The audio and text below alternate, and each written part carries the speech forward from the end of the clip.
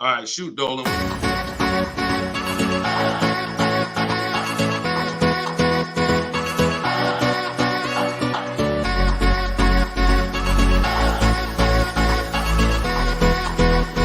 The worst possible thing you could say when you walk into a car dealership. I spent 5 years with Mercedes-Benz, 5 with General Motors, and the worst thing a person could say when they walk in is, if you could just get me to this payment, we got a deal. So your loan's probably still like 19, which means you got to pay to get out. You're upside down. It's called negative equity.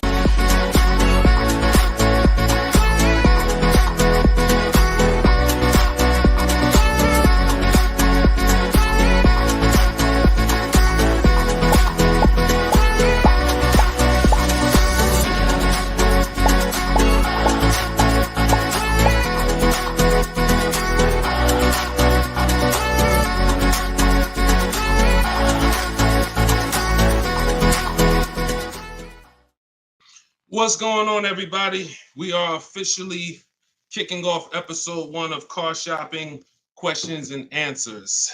I am your host, Deshone the Auto Advisor. We're going to do this show for about an hour. I'm excited to get really down into the nitty-gritty of showing you how you can buy cars, lease cars, and get below market prices. And if you don't know me, I spent 14 years in the car business, 5 with Mercedes-Benz, 5 with General Motors. And now what we do is we devote our time and our energy into teaching you how to car shop with strategy, how to understand the things that you haven't been taught to understand. So we do rapid fire Q&A. And no matter where you're at, I want you to start typing your questions. We're live on 4 platforms right now. And this whole broadcast is going to be sponsored by my new book. It's a digital book. It's called Cars from Home: 7 Steps to Saving Time, Money, and Avoiding Dealerships. There's a link in every single post, so you can get your copy at 75% off for the next 30 minutes. But while we're here, let's go deep. And everything I'm going to be teaching you is going to be out of my book. And all of your questions are going to be answered in one of our 7 steps. So start typing your questions. I got my man Dolan in the background. I see a lot of people on TikTok, but I don't see the questions coming in on TikTok yet. And TikTok, y'all usually are the ones that send the questions the fastest. So let's get these questions up. And so Dolan can start loading them onto the show and we can get down to business. So Dolan, kick us off when you're ready. 75%. Yes, 75% off is today, SS. That's from YouTube. Yes, you can get it for the next 30 minutes. It's normally $97. But it'll be in your inbox in about 5 minutes at 75% off. So let's go, Dolan. When you're ready, if we've got the first question, let's kick it off. Okay, this one's from YouTube. Hello. Thank you for all your advice. We're looking at the car on Copart, and it was a salvage title. What is your experience with these types of auctions? So I don't get into teaching about salvage titles. I'm going to tell you why. I consider that to be like foreclosures. I'm not telling you that there's anything wrong with these cars. What I am saying is they're like foreclosures in real estate, which means you should be learning from someone who actually lives that life every day, because there are many risks. When a normal person starts entering into a high risk market, the rewards could be high, but also the risks are high. So I would tell you to find someone who's buying salvage titles, buying at auction, and learn from that person. Okay, go ahead, Dolan, shoot the next one up. Okay, this one's from Instagram. I got a lease with Nissan, not looking to go back to Nissan. Should I buy it out and then trade the vehicle in for what I want? This is a great question. First of all, can everybody hit the share button? And if you're on TikTok, can y'all just start tapping the screen and light this up? Because we want to set people free, and it takes all of us to do this. It takes the people who are committed to this mission. You want to save money. You also want your friends to save money. Tag somebody. They'll thank you. So this is a great question. The only time it makes sense financially to buy a lease is when you're keeping it another 8 years. I'm going to tell you why. I'm teaching something called the 8-year rule, because what you guys have to learn is the unseen expense. The unseen expense is depreciation. That's the expense you haven't been taught to see. You haven't been taught to focus on it. It's depreciation. That's the reason why when you buy a car today for $30,000, tomorrow, if you tried to sell it, it's not worth 30,000 anymore. It's worth 25. It's worth 24, whatever. That's depreciation.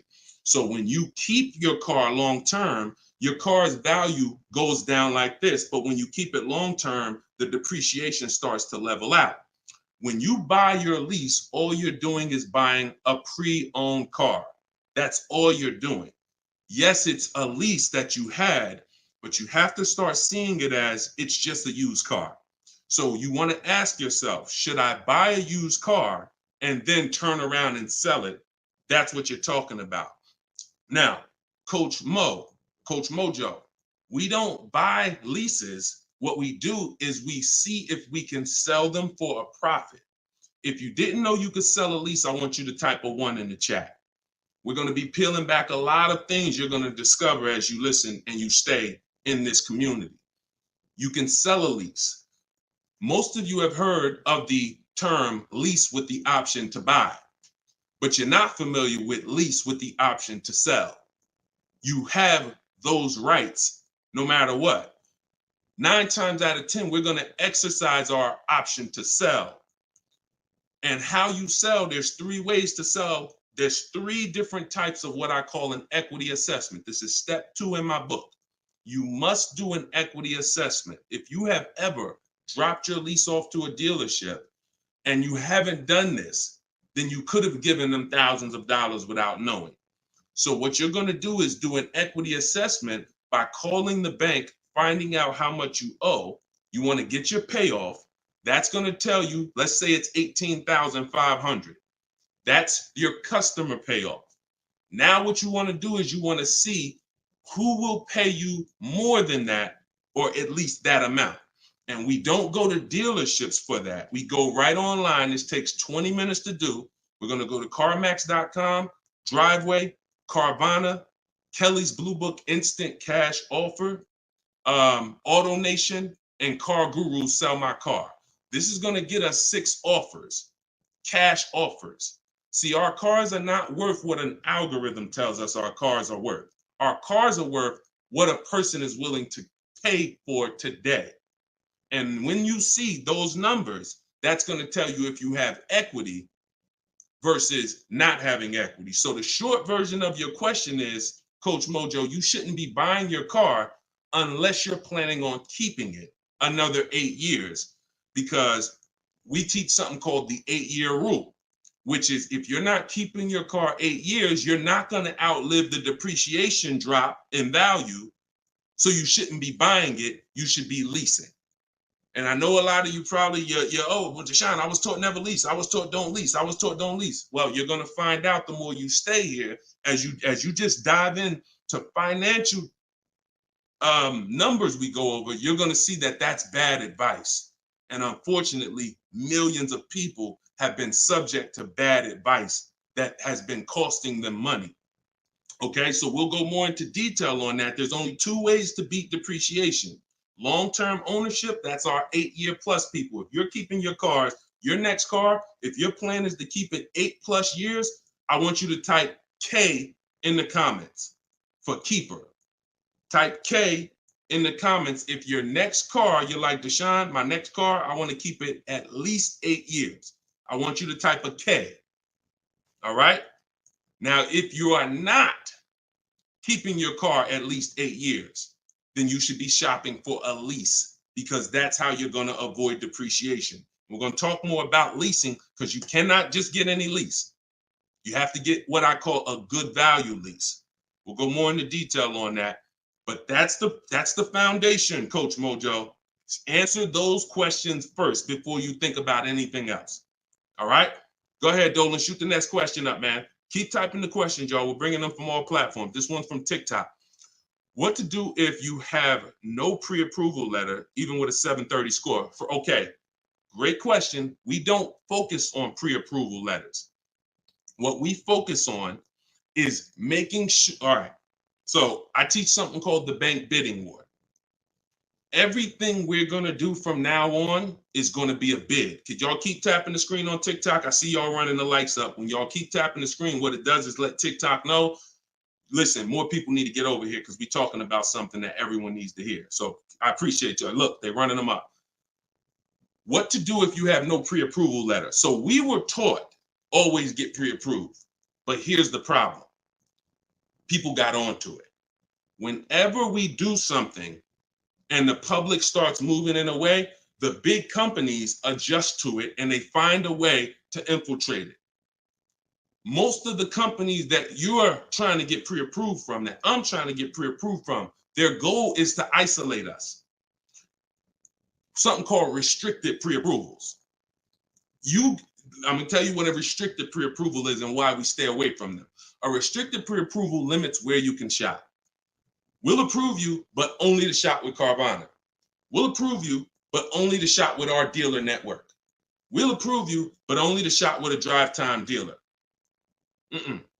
Because a pre-approval is the whole purpose when you learn how we shop, which is to shop wide.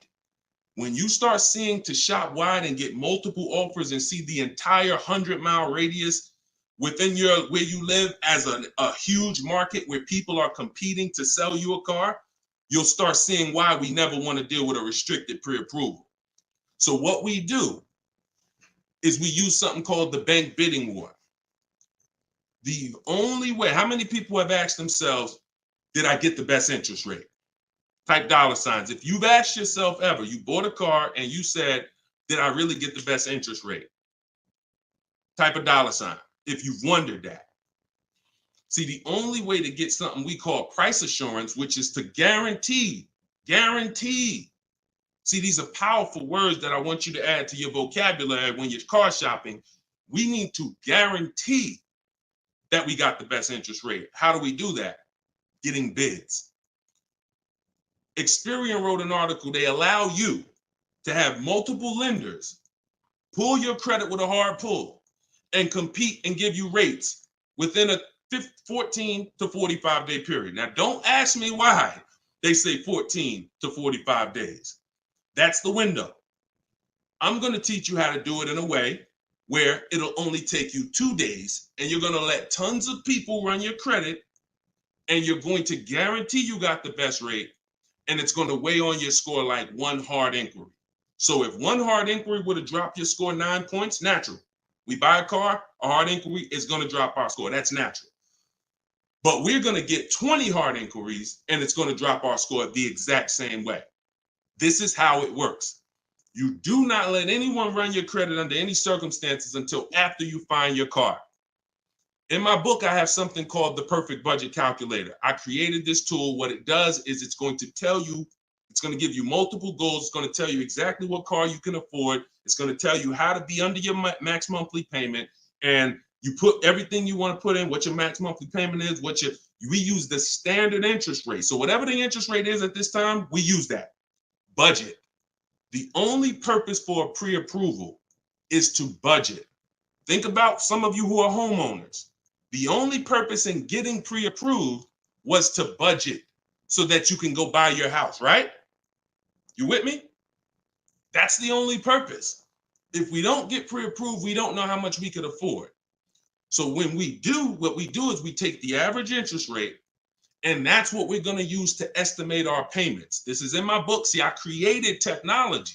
So some of you are saying, Deshone, is this just a book? No, it's not just a book. I have links in there. I have links to videos in there. I have platforms that I've created and calculators and tools that I created that I wish I could refer to you. No, but they're only in my book. So you can get the book. I'm going to teach you how to do things the manual way. Some things you can say, Deshone, I could do that manually. But if I'm telling you about a tool I created to use so that it can budget for you, then the only way to get it is to actually get my book. You can get it for 75% off in my TikTok bio. You can get it in my Instagram bio. You can go to deshonsbook.com or you can scan the QR code and get your copy for 75% off for 30 minutes.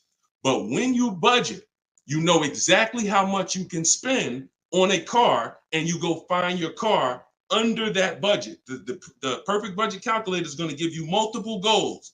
See, here's the problem. When you go out shopping for a car, you notice how you have a budget in mind and you typically tend to go over it. You say, I don't want to spend any more than $500, or I don't want to spend any more than $30,000. But you usually end up going over it because you don't factor in tax. You don't factor in how long the loan, you don't factor these things in. Okay, well, how much? They said I'm pre-approved for $30,000, but What does that equate to in a monthly payment? It's broken. It's a broken system. When we go out, we find the car we're looking for. That's when we are going to now let people run our credit. Never before that. We go out, you find your best deal on a car. That's when you come home and you let multiple people run your credit and fight it out to give you an interest, to give you a loan. See, because if you let people run your credit before this, now they're going to give you a time limit. So even this is all answering this young lady's question about pre-approvals.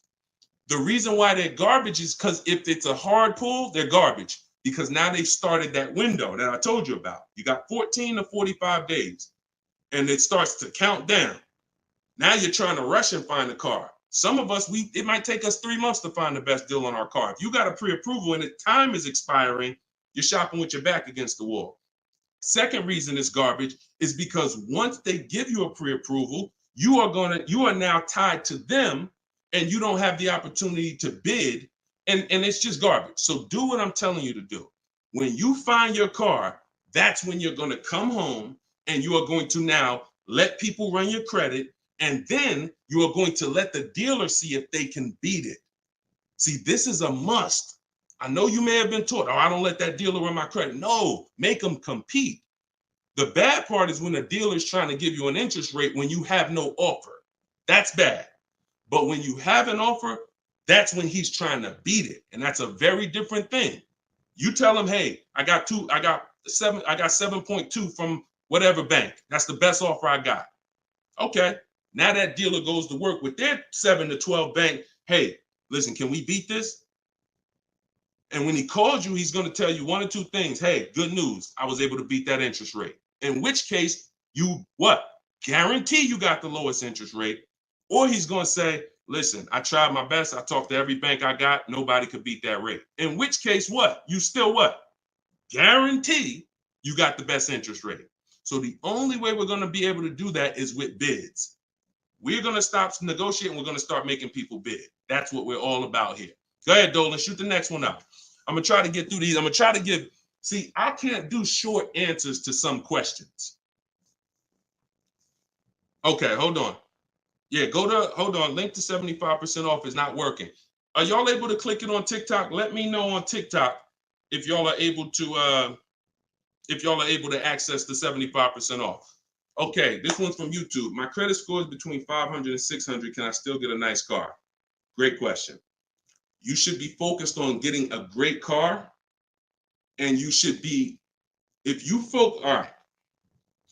My credit score is between 500 and 600. Can I still get a nice car? Under no circumstances do you ever want to compromise on the car. Follow me. You are going to focus on getting a great car, knowing I'm probably going to pay more in interest. Paying more in interest is not bad considering your situation. Here's why. That can be fixed. Refinance, that can be fixed. But if you get a bad car, that cannot be fixed. So we have resources. I use a company. I refer people to LendBuzz. LendBuzz will work with people who have challenged credit. But here's what you got to know. You can't let them dictate how you're going to shop. You must have your own shopping strategy. Now, there's two situations where if you have bad credit, how many years are you keeping the car? That's the question. If it's 8+ years, then no problem. I'm going to get the best car I can find. I'm going to pay a little bit more in interest, but as soon as my credit's good, I'm going to refinance that loan. Problem solved. Second person is Deshone. I'm not keeping my car 8 years, but I need a car now. Perfect. You should be trying to set yourself up for a lease in 2 years, in which case you want to get the least expensive car that you can get a loan on. 10,000, 12,000. You're going to use that perfect budget calculator, or you just want to say 10 to 12,000. You're going to try to find a car in that range. I'm going to tell you why. In 2 years, when you go to trade out of that car, if you go and buy yourself a $20,000, $30,000, $40,000 car, you're going to have a bunch of negative equity. And what that's going to do is that's going to stop you from getting a lease. This is what people do. Oh, Deshone, I couldn't qualify for a lease, so I'm going to go out. I want to get that Dodge Charger with the big engine in it because I can't sacrifice for 2 years. I can't be out here looking like I don't have a nice car, problem. I can't help you. But if you're willing to say, because I'm gonna tell you why. I'm gonna tell you why. When you get that Dodge Charger, you usually forced your way into it, bought an older one, paying a high payment, high interest. So in 2 years, when you think you're gonna trade out of it and go lease, you're gonna have a hard time because the negative equity is gonna be so severe. And when you have that $600, $700, $800, $900 car payment, chances are you might miss one of them. This is a disaster because we can't sacrifice. So what I'm telling you to do is say, all right, if Deshaun's telling me that the best move financially is for me to be leasing because I'm not keeping my cars 8 years, I need to be getting great leases, but I can't qualify, then my mission is to qualify. That's my mission. So when I look at what that take, what did that take? That means I'm going to get a car now, and that's going to be my sacrifice car. That's going to be my car that I drive for 2 years, build my credit. It's not going to be my perfect car. My perfect car is going to be when I drive a brand new lease off the lot 2 years from now. This is my setup car. So I'm going to make sure I get a low price car where I won't miss a payment. I'm going to build that payment history. I'm going to have minimal negative equity. And then in 2 years, I'm going to make a power move. That's the short term and the long term. That's why it's important to know, is this a long-term car or is this a short-term car? Very important to know. If it's long-term, I told you what to do. You buy a car, refinance later. Short-term, you should be setting yourself up for a lease in 2 years. Buy yourself an inexpensive car, low loan, small loan, and get ready to trade that in 2 years. But you must get a great car in either situation. You can't sacrifice the quality of the car or the whole plan goes to hell. Your car breaks down midway, plan is scrap the plan. So we never compromise. So check this out. I see as soon as you purchase the book, I give you a support email because I do not DM me about products. Everyone gets a support email because we want to handle those issues immediately. DMs I barely see. Thank God we got 2 million plus followers. I can barely see DM. That's why as soon as you get a book, I say screenshot this screen. If you don't get that book within 5 to 10 minutes, check your spam, check your junk. Then you go and you contact support and we'll make sure we email you that copy manually. Okay, because that's what we do. Don't DM, use that support email so we can make sure we take care of you. All right, shoot the next one up, Dolan. Great questions so far. What would dealers try to sell you a car that has issues? Don't sign up for these answers. That's why does the sun rise in the east and set in the west? Some questions are not worth trying to answer. Just plan accordingly and move accordingly, knowing these things are. If the people who are supposed to be taking care of you with cars are not educating you, are not moving with integrity, then you better be educated. Remember that. If the people who are supposed to be taking care of your money, when you come to buy a car, lease a car, that's a $10,000 to $100,000 transaction, some of you. If those people are not moving with integrity, and you cannot guarantee that, a smile doesn't guarantee that, talking nice doesn't guarantee that, you better be educated. And the people who are going to move like the way we're going to move, the way you're going to move if you're listening to this, the way you're going to move if you have my strategies in my book, the way you're going to move when you learn how to car shop online and make people bid, you're going to be educated where no one can take advantage of you.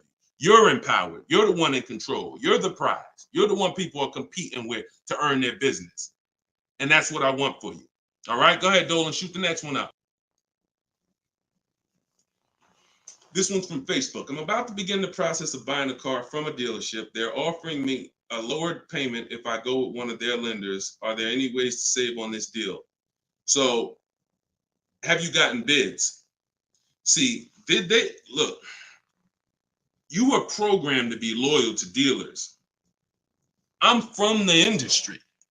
I was in the industry for 14 years. I'm teaching people all around the country. We have over 8, close to 8,000 customers that have used our stuff and used our products since 2021.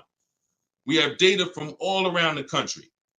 There is absolutely no way that you're going to get your best deal ever focusing on one dealer. That would be like you going into a supermarket and say, hey, no matter what the price of this item is, I'm only buying it from this brand. Or you saying, oh, I'm gonna buy a TV. No matter what I don't care. I'm just gonna walk into Walmart and whatever the best price on the TV is that I see, I'm just gonna take that. I'm not gonna look online. I'm not gonna look on Amazon. I'm not gonna look on Best Buy. I'm just gonna walk into one store committed to try to get a deal with that store. That's the same thing you're doing. Could y'all keep running the likes up on TikTok? Keep tapping the screen. If you're getting value out of this, I appreciate it. We don't do that anymore. That is a recipe. And look, I'm gonna tell you something, and I hope you don't take offense to it. Our grandparents shopped like that. In what way in 2024, 2025, almost 20 years, 30 years after the internet's being invented, you're still shopping like our grandparents shopped? Does that make sense? It makes sense when you're like, yeah, Deshone, that's what I'm doing. But it doesn't make sense in the grand scheme of why am I doing this? It's because that's what you were taught to do. That's why I represent unlearn, relearn. You can't win with what I teach unless you're willing to scrap all that bad knowledge. We don't buy from one dealer. 3 transactions that people have been, I'm gonna break this down real quick in literally a second so y'all understand. There's 3 transactions that you've been taught to give to car dealers. 3. Buying your car from them is one transaction. Who you get your loan from is another transaction. Who you sell your old car to is a 3rd transaction. And many of you have been taught to give the dealer all 3. Meanwhile, there are people who only want to give you a loan. They don't sell cars. They want to compete for your loan. There's other people who want to buy your old car. They don't sell cars. They want to buy your old car. Y'all get what I'm saying? Type a Y for yes, if you're understanding that you have to start breaking these transactions into their own transactions. You can't maximize and guarantee you're getting your best deal mixing 3 transactions or 2 transactions into one. You can't do it. We're breaking them up. And now once we break them up, how do we guarantee we get the best offer in each one? Bids. So you understand? So what we're doing is we need to see our old car, our old lease, our old car that we have that we're replacing. Who I'm going to sell that car to is one transaction. And whoever's going to win the bid gets the car. Who I'm going to get my loan from, that's another transaction. And whoever wins the bid gets my loan. Who I'm going to buy my car from, that's another transaction. And who's going to win the bid gets the car, gets to sell me the car. And we do this in 60 minutes. See, what you're going to see, watch this. Let me show you Frina. Frina just picked up her Jeep last week. Look at the deal she got. This is why you're never going to get these deals walking in the dealers. You're never going to be able to guarantee your best deal walking in the dealers. You're going to sit at home and be in control. Look at Frina's deal. She said, look, I'm a proud graduate. Cars from Home that's our video library. And, like I said, I coach people all around the country. She said, I picked up this baby yesterday. Look at the date. 2024 Jeep Grand Cherokee Anniversary Edition. Followed the program, used all the scripts. I have scripts in my book. I have scripts that we don't talk. Because if you have to talk, you run the risk of messing something up. No offense. I'd rather you type. If you'd rather type than talk, type a 1. So contacted the dealers, sealed the deal, $579 a month. Look at the MSRP on this car. She got a hybrid one, $65,000 vehicle, almost 66. Her best deal, who won the bid, was a 0.88% lease. That is unheard of in the world. See, I teach something called the 1.5% rule for knowing when you're paying too much for a lease. The 1% rule has been around since way before I even got in the car business. If you could lease a car for 1% of the MSRP, no money down, no money out of pocket, you stole the car. This is 0.88%. I owe it all to Deshone. Without this program, I wouldn't have had the tools to shop from home. Shopping from home the right way is how you're going to win. Some of you may have tried, Deshone. I tried. It seems hard. Yeah, because once the internet was invented, internet salespeople got invented. And internet salespeople are trained to make it hard they got to make money. And what they're going to do is they're going to make it hard for you to get a deal done because half the time you don't even know the information you need to give them to get a quote. Hey, I got to give you where I work at. See if I qualify for any rebates. I got to tell you what cars are in my household. See if I qualify for any rebates. I got to tell you, what affiliations I have. I got to tell you what my date is. I have something called a no later than date. What's my deadline? Hey, I could buy a car, Deshone. I don't need a car for about 3 months. Should I start shopping now? Yes, you should. Because if you get in the market now and you can buy a car today, but you don't need it for 3 months, that's called leverage. See, most people walking in the dealers, they're like, hey, I need a car this week. I need a car today. That means the car that's coming 6 weeks from now, they can't benefit from that. You can. But you got to learn how to give this information. And this is why when you try to shop online, you have a hard time because you don't know. You're defensive and you're like, I'm not giving a dealer what they need, but I'm also not staying in a position where I don't give them too much information where they can use it against me. So that's what we'll learn. Everything I'm teaching you is, if I can boil it down to a couple simple things, mastering the science of shopping from home. That's why my book is called Cars from Home, 7 Steps to Saving Time, Money, and Avoiding Dealerships, and making people bid for your business. We can sum that. Once you master those 2 things, you're going to save more money in 60 minutes than you ever saved going into dealers 2, 3, 4 times, spending hours in there. And you're going to have price assurance, which is guaranteeing that you couldn't have saved any more money. That's what Freenet has. That's what I want you to have. Go ahead, Dolan. Shoot the next one up, brother. Keep typing your questions, y'all. We're bringing them in from all platforms. Let me bring Freenet's pick down. All right, perfect. Shoot the next one up. All right, I'm trying to fly through these, y'all, but I can't give short answers. You get what I'm saying? I got to give you the full answer. Can you get a great deal on the lease vehicles on a Range Rover? Okay, great question. You can't control the lease program.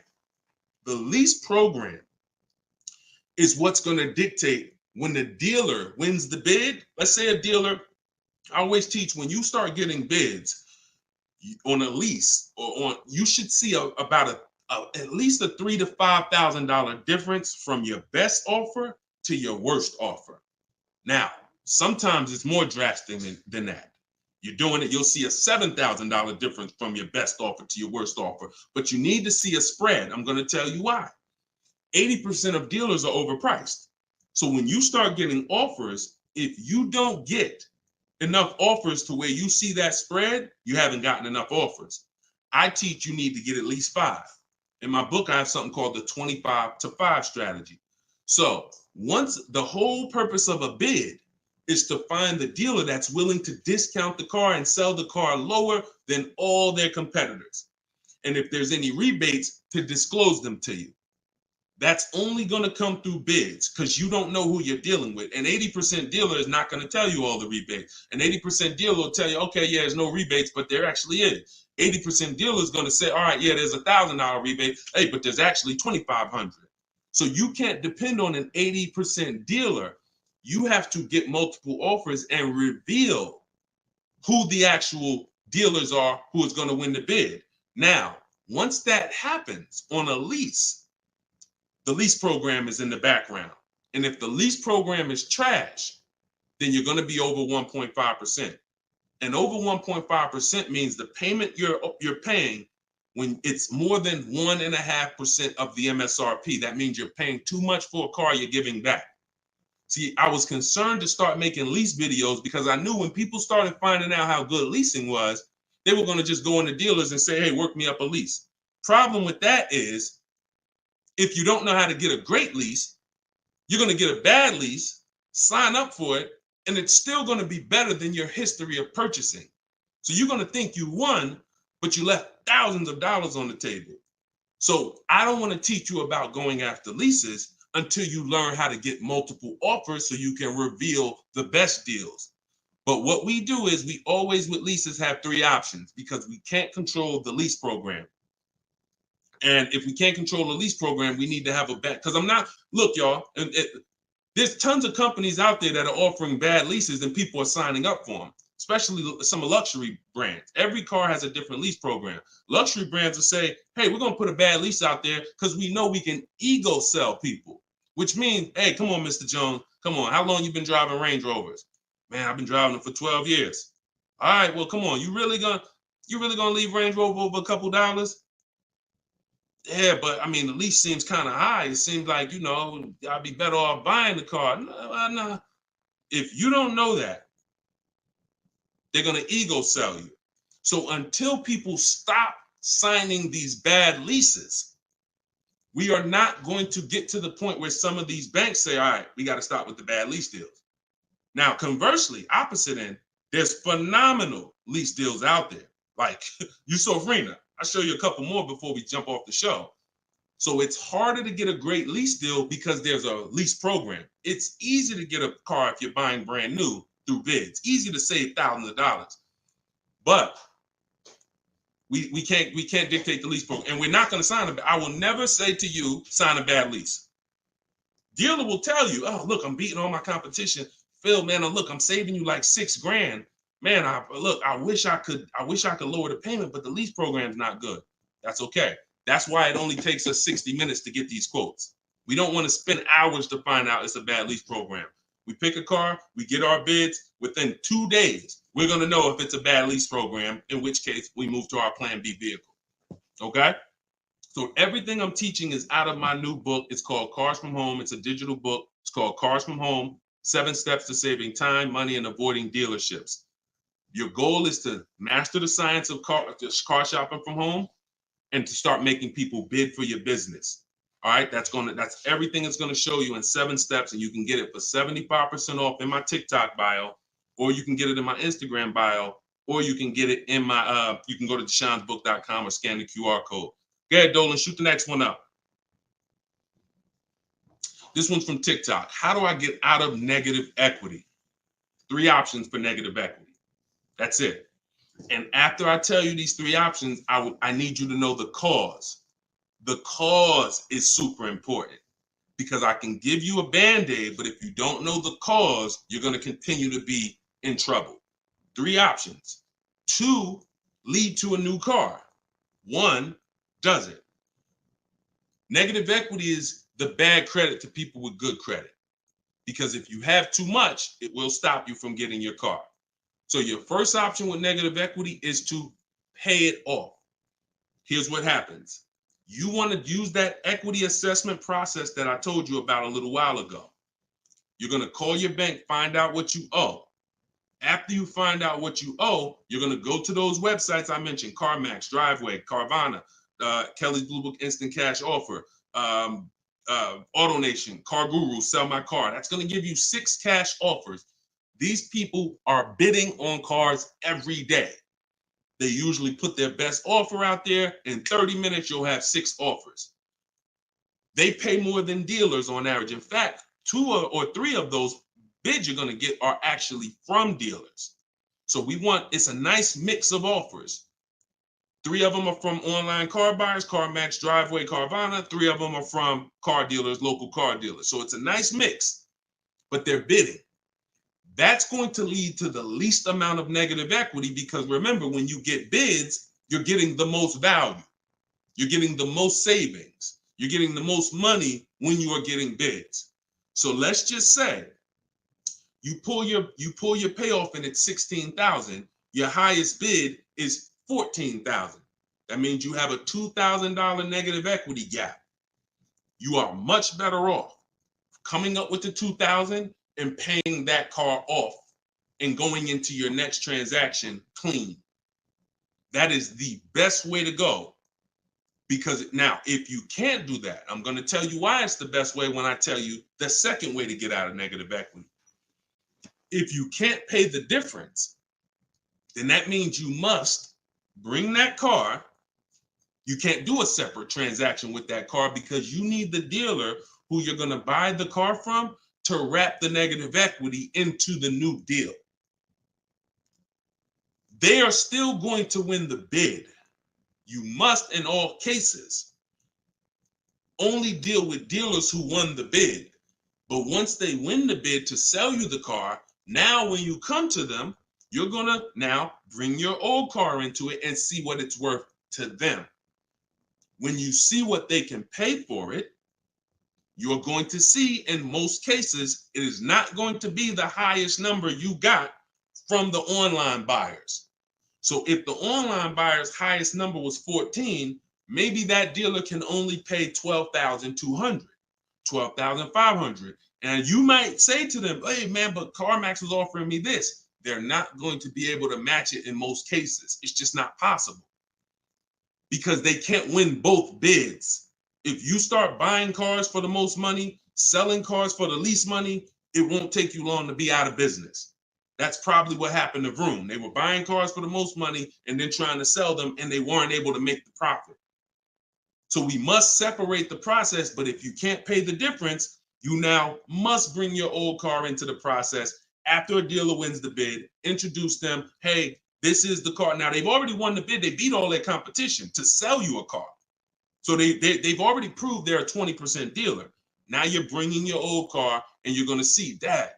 If I would have sold it to them, I would only had 2,000 negative equity. But bringing it over to this transaction, I actually got like 3,700 negative equity.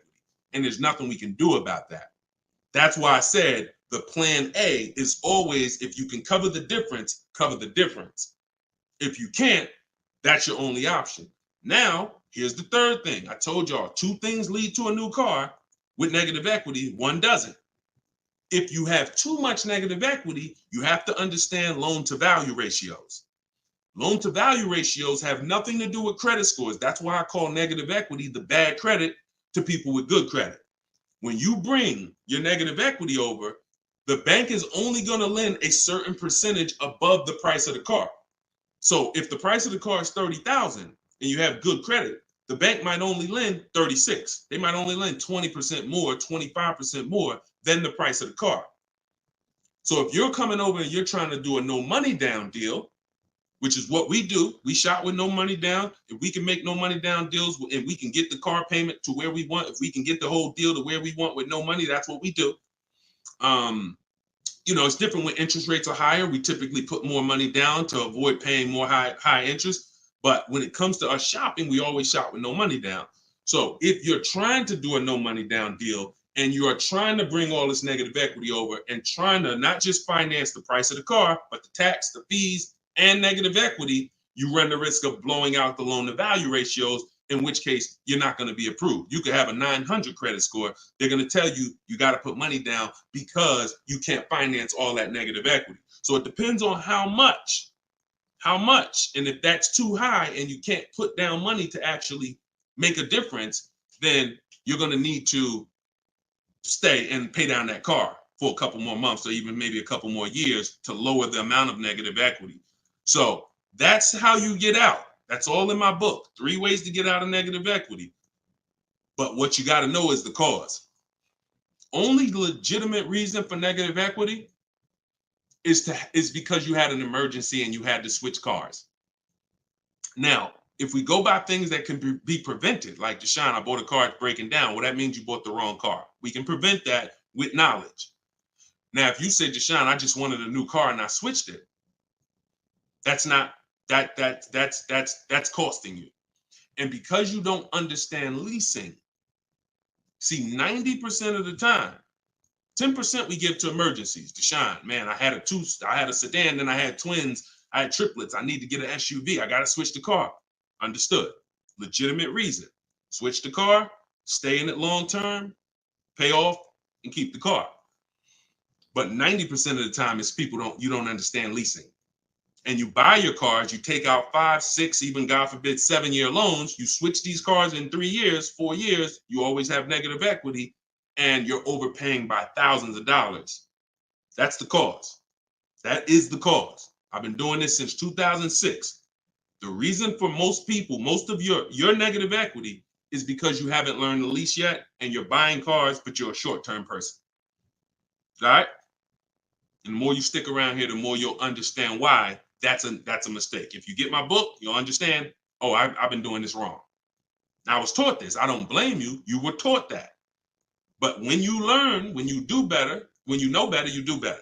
And that is my goal, is to make sure you know better.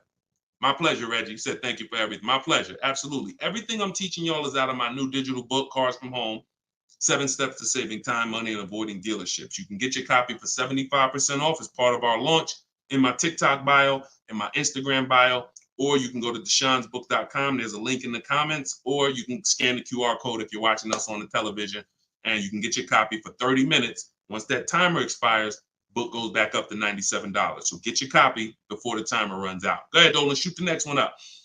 All right, this one's from YouTube. Appreciate all of your content. Thank you. We are looking to buy our teenage daughter her first car. Is there any downside to purchasing outside of a name franchise dealer? No, if you do your due diligence, because there's 100,000 plus used car dealers in the country. Let's assume 80% of them are trash. As long as you are sorting, when we shop for used cars, and you want to ask yourself the eight-year rule question. If you're not keeping this car, if you don't think your daughter's keeping this car 8 years, then you should be shopping for a lease for her. Now, if you say the only difference, there is one exception to the 8-year rule for those of you who are buying inexpensive used cars. $10,000 used cars, $7,000 used cars, that's different. That's different. I call these smart cars, not the little smart cars. It stands for saving money at the right time. So if you're buying these cars, my brother does this. He buys pre-owned cars. He gets them $10,000, $7,000, $5,000, and he drives them. He pays very little money. Sometimes he sells them and makes a little money. That's different. But the mainstream cars, if you're not keeping them 8 years, $15,000, $20,000 used cars that you're buying, you're going to see the 8-year rule is the gospel. You should be buying cars if you're keeping longer than 8 years. You should be shopping for aggressive leases if you're not keeping 8 years. So let's assume you're going to keep this car 8 years. When we are buying from used car dealers, y'all, we are absolutely shopping 100-mile radius, at least. That's usually where we start. And then we're going to search, and we're going to narrow down based on title history, based on service records, based on accident history. And then we need to verify that the price that they advertise online is legit, because there is something going on right now. It's been happening for a few years. They know you're looking for online prices. So what they do is they put a price online that they don't intend to honor. So the first thing, so we narrow it down based on those things. And when we get to this final step where we got our top 3, top 5 choices, we need to see who's going to do bogus fees, who's going to try to hit us with bogus fees, in which case we eliminate them. And then we narrow it down to the best one. And we need to pull the original. Listen, who's going to be buying a used car? I want you to type a U. If your next car you're keeping for more than 8 years is going to be a used car, type a U in the comment. In the comment section. Or if you've purchased a used car in the past, type a U in the comment. Type a U in the comment. Okay. So, man, I see you. Felicia, I see you. Miss Bambi, I see you. Reginald, I see you. Okay. So we got a lot of people. Okay. All right. We got a lot of people who are going to be buying a used car or have bought a used car in the past. What I just told y'all is how we're going to get a quality used car. Plus, I do something. Step 4 in my process is we have to do a longevity check. Some of these cars have data that shows they don't last more than 80,000 miles before the transmission goes out. If you don't know that, then there's nothing you can do but be surprised when the transmission goes out at 78,000 miles. So we always want to do a longevity check on Google. We search these things. But the other way, what I just told y'all is how we make sure we're getting a quality car. Accident, title history, service records, accident history. But when it comes to now the value, Deshone, how do I make sure I'm actually getting a great price? How do I make sure that the car I'm buying is the best price in the market? We need to know the original price of the car. We need to know what the car was brand new. Because what you've been taught is to focus on what the website tells you. Is this a good deal? Great deal, below market. Because websites, their job is to be accountable to the people paying them. And if they were telling you that this car that you're looking at for $30,000 was originally $38,000, and it's actually only being discounted $8,000 from when it was brand new. If they were telling you that, then no one would be buying those cars, in which case no one would be paying them to list their cars on those websites. So they're not accountable to you or me. They're accountable to who pays them. So we find out through the window sticker what the original price was. Carfax has agreements with some brands where they will actually give you the original window sticker, but we must get the original window sticker. And when we get the original window sticker, that's going to tell us the discount with something I call the true value percentage. We created this. The true value percentage is the discount from the price when it was new. And that's all that matters when you end up choosing a car. Give you an example as we wrap this question up. If you're looking at three Honda Pilots. You've narrowed it down to 3 Honda Pilots. They're all within $1,000, $1,500 of each other. One's $30,000, one's $30,500, one's $31,000. Similar mileage, similar title history, similar everything. We get stuck right there. We don't get stuck when we get the original window sticker and we see that one of those Honda Pilots brand new was $45,000. One of them brand new was $49,000. One of them brand new was $53,000. You see how immediately access to that information separated the value? They all look similar. Type dollar signs if you got that revelation. If you understand that just that bit of information. I'm looking at 3 cars, they all look similar. Dag, they all look good, similar mileage, similar price on these websites. Which one do I pick? Man, I'm stuck. Knowing the original price, one's 46, one's 49, one's 53. The one that's 53 immediately becomes way more valuable than the other 2. That's what we're talking about. See, it's my job and my mission is to show you how to car shop online, show you how to master the science of car shopping online, show you how to make people bid for your business, and to show you where the hidden money is that you have not been trained to see. Everything I'm teaching is in my book. I don't hold back on these lives. You guys can tell. But if you're like Deshone, I want all this information in one place. I want to be able to use this as my car shopping Bible for the rest of my life. Digital book, Cars from Home, 7 Steps to Saving Time, Money, and Avoiding Dealership is in avoiding dealerships in my TikTok bio, in my Instagram bio, and it's 75% off as part of our launch. Get your copy, use it, and win. All right, let's go, Dolan. Shoot the next one in. Great questions today. Let's go. Keep typing them, y'all. We're going to try to get through as many as possible. How many miles can you drive a leased vehicle? Great question. Many of you were taught that you have to take what they give you. Or some of you were taught they only do 10,000 miles a year on a lease. All of that was bad information. You pick the mileage on your lease, and there are leases that go up to 30,000 miles. Now, some of you might say, well, who drives 30,000 miles a year? Who drives 25,000 miles a year? If you drive 25 or 30,000 miles a year, type HM in the comments for high mileage. So when you think about that depreciation curve that I told you about, your car's value normally, if you're a normal driver, your car's value goes down like this. If you're a high mileage driver, your car's value goes down like this. And so the mission is always to avoid the unseen. This is the unseen expense. I want you to always keep this in mind, because as long as you keep this in mind, buying versus leasing is going to be paramount to you, because you want to avoid this. If you're buying cars 2, 3, 4, 5 years, switching them out, you're switching them out when they're losing the most value. But long term, the value cools off, the depreciation levels out. You don't lose as much value over the years. Some of you have cars that's been outside for 8, 9, 10 years. That car is going to be worth about the same amount it's worth today, a year from now. You've won. That's the goal, to get to that level. If you're buying, if you're like Deshone, I'm not keeping a car 8, 9, 10 years. I'm not going to ever reach that level. Then you should be shopping for leases to avoid the depreciation hit. So when it comes back to 83rd degrees question, you can tailor a lease up to 30,000 miles a year if you want. And here's where I learned this. I was a manager at Hyundai for 6 weeks. Guy came in. He was returning his lease on a Hyundai Sonata. I was doing the lease return for him. And I said, hey, you leased this? He said, yeah, I always lease. I'm in sales. I'm on the road.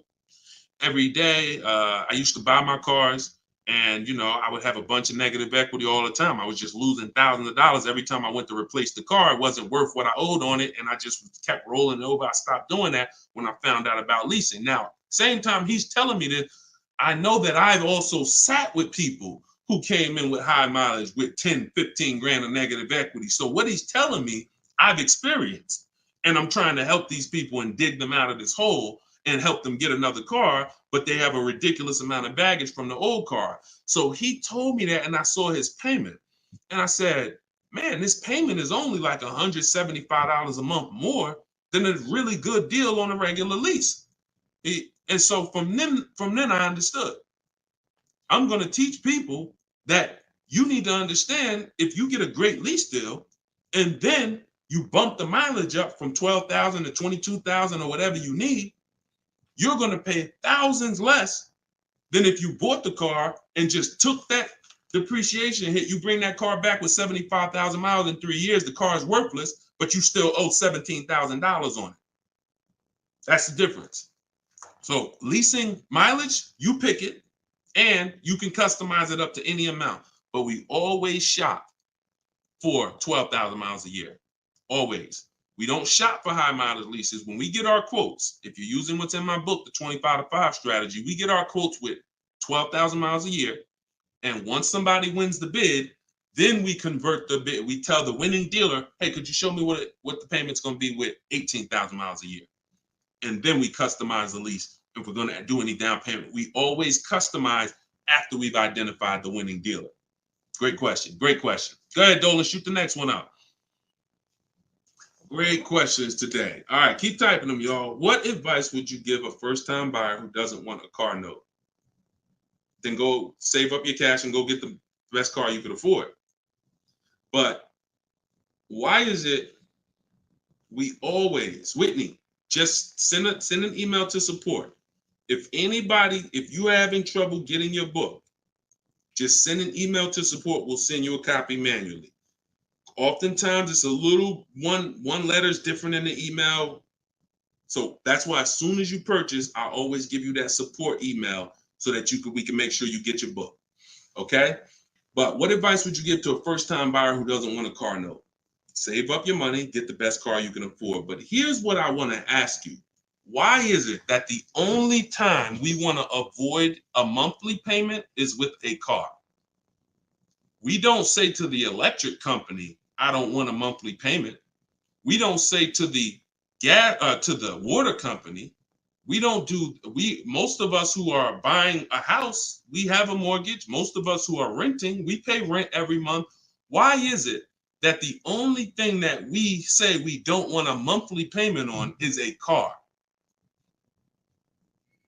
Why?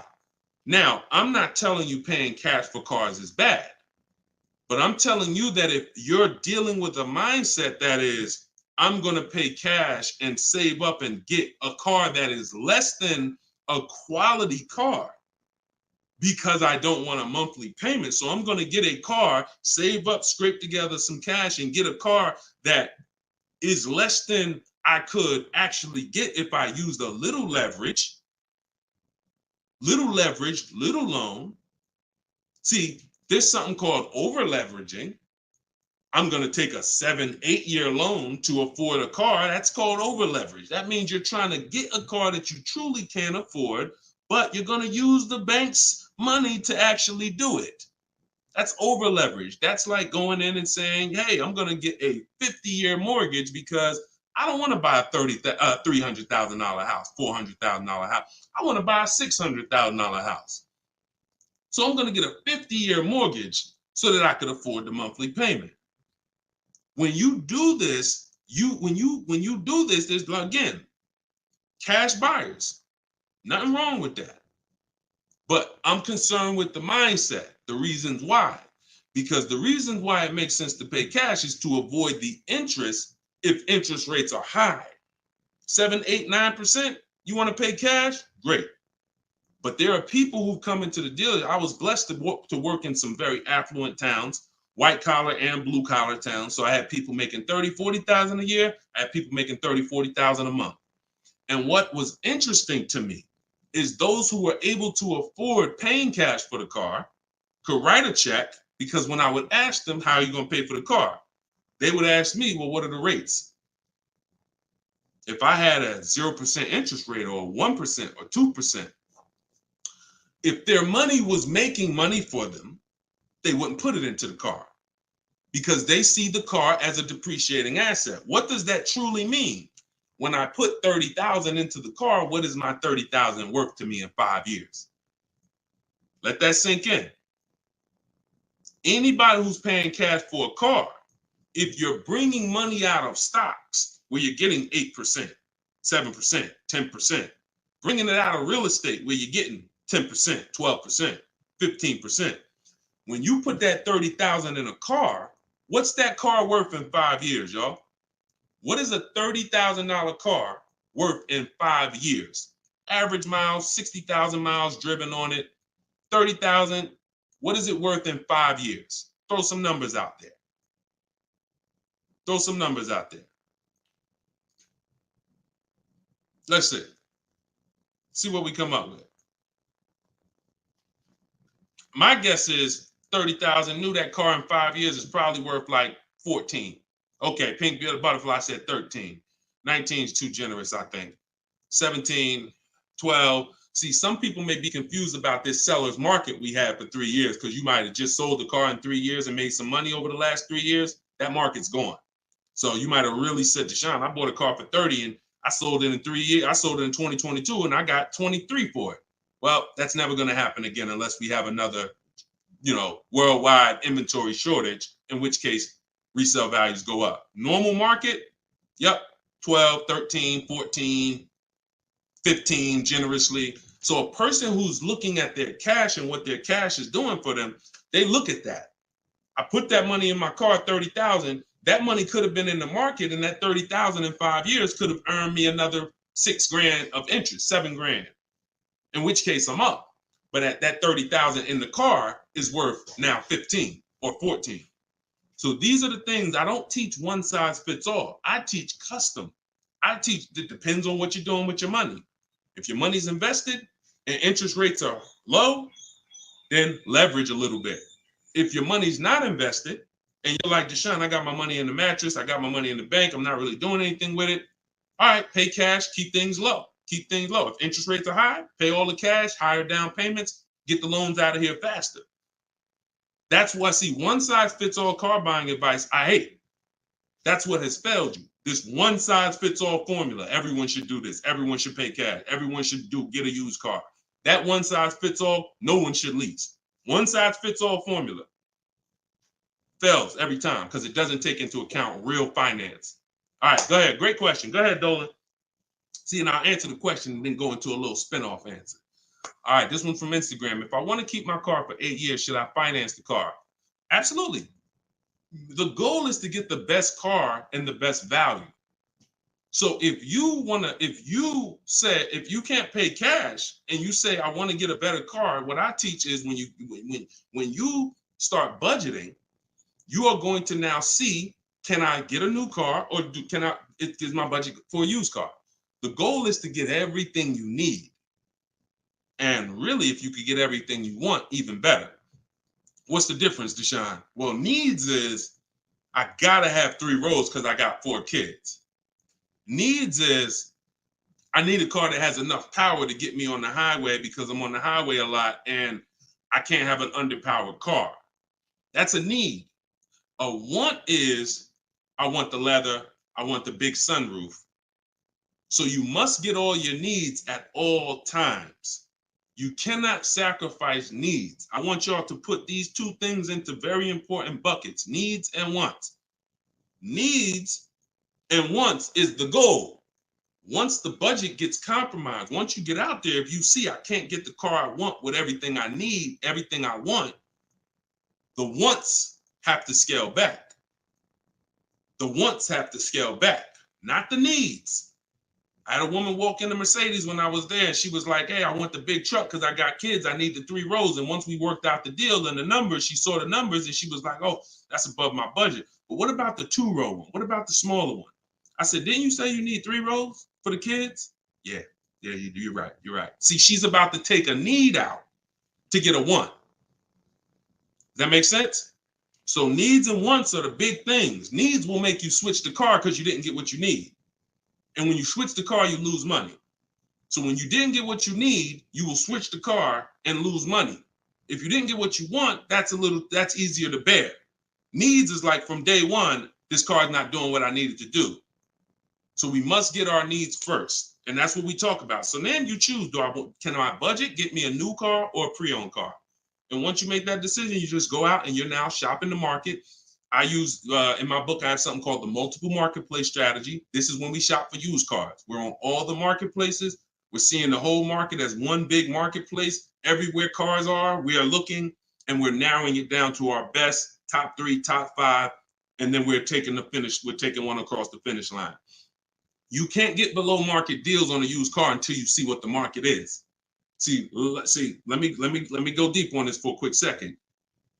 The goal for me, if you're learning from me, your goal is to get below market deals, below market leases, below market. You saw Freena's lease. That's a below market lease. That's not a lease that you see advertised that people are getting. So below market pre-owned cars. In order for you to get a below market pre-owned car, you got to know what the market is. So sometimes you're going into one dealer and you're looking and saying, okay, let me negotiate with him. That's a mistake. You don't know what the market is. When you see the low side of the market on a used car, now you're able to see, again, if you're shopping the right way, there's always a spread because there's always people untrained who are going to pay the higher prices. They're going to walk into those dealers. They're going to go back and forth, take $2,000 off. They think they won, but you were negotiating with one of the higher price dealers. So because he took $2,000, $3,000 off, you think you won, but you were at the wrong dealer to begin with. So once you actually see the low side of the market, we zero in on that. And we zero in on that, and we look to take one of those deals across the finish line. Can't get below market deals if you don't know what the market is. That's why when we look at used cars, we're not looking to buy the first day. We're not looking to buy the second day. Sometimes some of you are like, Deshone, I got a couple months. You might want to watch the low side of the market. You might want to, we always get alerts when we go in. This is all in my book. If you like Deshone, I want to know all of this. I need this in my hand. It's in my book, Cars from Home, 7 Steps to Saving Time, Money, and Avoiding Dealers, 75% off in my link, in my bio, TikTok, in my bio, Instagram, or go to deshonesbook.com or scan the QR code. But when we are getting these, when we are looking at the low side of the market, you might want to watch it. You might want to watch it and see, okay, and then we have alerts on. So every new car that pops up on these marketplaces, we get an email immediately. So we get an email immediately, and if I know that the low side of the market is 22, 23, the minute that car comes on, I'm going to be one of the first ones on it, where everyone else is going to hesitate. When a dealer gets a new car, typically a person who doesn't know the market, they're going to go in there and they're going to be like, all right, is this really a good deal? Meanwhile, we know the market, so we know in a minute, I'm going to snatch that deal before anybody even knew it was there, because the best deals do not last. And that only comes from knowing the market. All right? Go ahead. Shoot the next one up, Dolan. Great questions today. This one's from YouTube. What can I do to increase my confidence so I can negotiate more intelligently? Stop negotiating and start making people bid. Who's not a good negotiator? Type me. You're not a good negotiator. Type me in the comments. Not a good negotiator. Type me in the comments. Okay, that's most of you. And I'm a good negotiator, but you can't get guarantees being a negotiator. Pay attention to what I'm saying. I'm a good negotiator. I did it for a living, but I can't guarantee the lowest price negotiating. The lowest price only, the guarantee of the lowest price. I could be a good negotiator. Negotiator is always going to leave wondering, if you go back and forth with somebody, back and forth, back and forth, back and forth, you always leave wondering, could I have gotten a little more? That's not a guarantee. That's not price assurance. Bids, guarantee, because I'm getting 5 to 7 offers. I'm having, in my case, I teach the 25 to 5 strategy. We're connecting with 25 dealers. We're getting 5 to 7 bids. Whoever wins the bid, win. That means you beat 25 dealers to earn my business. That means I guarantee that I paid the lowest price and I don't have to talk. That's why in my book are scripts, online scripts. That's the one part that I can't teach you. I can't teach you. It's not that I'm holding back. I can't teach you what my scripts are that are copy and paste. When they say, hey, when can you come in? My script says, hey, well, I'm actually going to be handling my whole transaction online. Oh, actually, well, we don't quote online. Okay, that's not what other dealers are saying. Should I remove you from my list? See what I'm saying? When we're copying and pasting and we know what to say to everything they're going to type, now we move things forward. We keep it on our agenda. This is all in my book, in my video library. This is what the people who have learned from me for the last 3 years have been doing. That's why you see people like Frina. That's why you see people like Pierre, got himself. He came in, got a 22 CX5. Very big thanks to Deshone the Auto Advisor, educating and empowering me to control the entire purchasing process. The perfect budget calculator really helped me figure out what I could realistically afford. With the true value percentage, we talked about that earlier in the show. Everyone purchasing a used car, true value percentage is what we use to make sure we win, price-wise. I spotted the best deal, 6 similar listings, saved over 20% off the original MSRP. I also shop for my own financing. See how we break these transactions down? You see how he's breaking the transactions down? That's how we get bids in each category. Also, I shop for my own financing, got the dealer bank to match it. See? So we're not doing the shop for my own. Oh, I'm not going to let that dealer run my credit. He knows the bank bidding war. The bank bidding war is all these people are going to bid. So I guarantee I got the best price on my used car I bought. I guarantee I got the best loan because the dealer couldn't beat it, but they were able to match it, which means it saved me the time. I didn't have to go through that. And the dealer, see, we guarantee. That's what I want for y'all. And the icing on the cake, learning about bogus fees and walking away from dealers not willing to remove them. Now, the walking away, he's talking about not physically. He's talking about next, not physically, because we're home. We're not going into dealers walking away. Some of you say, Deshone, if I don't get a good deal, I just walk away. That means somebody wasted your time. And when you walk away, you still need a car. So you're not hurting the dealer when you walk away. Someone's going to buy that car, even if it's overpriced, and they're going to look at you and say, well, you still need a car, so it's really your loss. When you learn to do this while you're in your living room, you'll understand I don't need to walk away ever because I'm in control. No one's going to waste my time.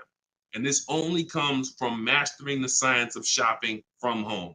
That's why my new digital book is called Cars from Home, 7 Steps to Saving Time, Money, and Avoiding Dealerships. Go get your copy for 75% off. Use it. Everything is in there, from high mileage driving strategies to leasing to giving you a video to help you understand leasing. Some of you are like, Deshone, I was taught all my life never to lease. If that's you, type me. What you're going to see is I link you to a video from the Cars from Home library where I actually break down for you leasing versus buying. So by the numbers, so you can understand. Some of you, that's what it's going to take. You've been programmed so bad about leasing. You need to see it by the numbers to understand that this is costing me money, not understanding this. So that's in there. Purchasing, high mileage driving strategies, links for people with bad credit, and how you're going to get your cars even with bad credit. It's all in there. Get your copy for 75% off for the next 30 minutes. Once the timer expires, it goes back to $97. And win. Use it and win. Listen, we're an hour and 15 minutes in. We want to keep these broadcasts, these episodes. It's episode 1. If you are subscribed to my email list, you'll know when we're live. You'll know when we'll be doing these shows, and you can hop on with us. We want to do, because you see all the questions. The only way I could get through all the questions is by giving y'all little short, little one-word answers. What is that going to really do for you? So yeah, we might only get through 15, 18 questions because I'm giving you the thorough answer.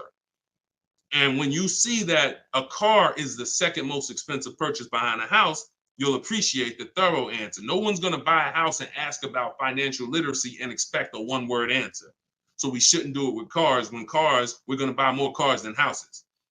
So get your book, y'all. We will be back. We'll be back for another episode very soon. If you're on my email list, you'll know.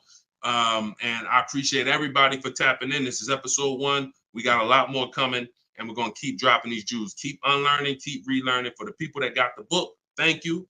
And for the people who continue to help share this message, appreciate you. We'll see you on the next one.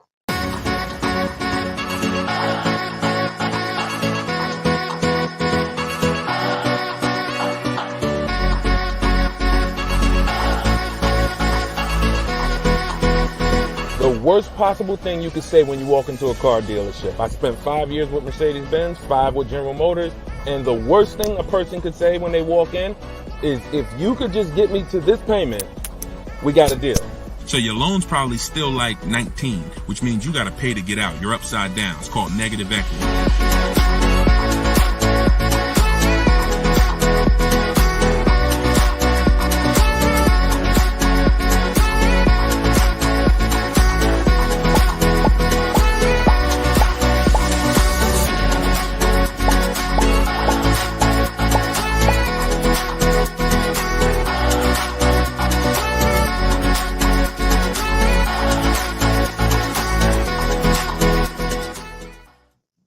What's going on, everybody? Welcome. How's audio? Give me a 1 if audio's clear. Welcome back to Car Shopping Questions and Answers. This is episode 2. I'm your host, Deshone the Auto Advisor. We do these live shows to make sure you know the secrets, the science of car shopping online the right way, and know where the hidden money is. I spent 14 years in the car business with Mercedes, General Motors, and 4 years running my own brokerage, and now the mission is to make you smarter, make you better, help you pay less than everyone else for cars in less time shopping from home. So this whole show is sponsored by my new digital book. It's called Cars from Home, 7 Steps to Saving Time, Money, and Avoiding Dealerships. And you can get your copy for the next 30 minutes at 75% off in my TikTok bio, in my Instagram bio, or you can click deshonsbook.com or scan the QR code. So type your questions in, Dolan, shoot the first one up. We're going to be taking them from all platforms. And if y'all could start tapping that screen on TikTok to shoot those likes up, I appreciate it. So this one's from Instagram. Does it make sense to buy a car from another state to get a better price for the car? Great question. When you start shopping and getting multiple offers, you're going to see most of your best deals are going to come from dealers far away. Not always, but a lot of times the dealers that you've been buying from, they think they own you. They look at your zip code and they program people to come in. The average person shops 1.2, I think it's less than 3 dealers. So when car dealers know you only are going to shop 2 dealers, then they know they can control you, and they know they don't really have to be as aggressive. Now, when you start sitting at home, like I want you to do, and start letting those offers come to you and start looking at car dealers, like start looking at all the inventory and getting multiple offers, you're going to find most times the best deal's 45 minutes away. Your best deal's an hour and 20 minutes away, because those people are trying to beat their competition. So you're going to find, you get used to that. You're going to step out of the local business and you'll get used to actually getting your best deal. Here's the saying. We'll wrap this question up with this saying. You buy your car from who makes you the best offer, AKA who wins the bid. If you're new here, we make people bid for our business. The more time you spend with me, you'll never negotiate again. You'll start making people bid. And the second part of it is you service your car where it's the most convenient. You service your car where it's the most convenient.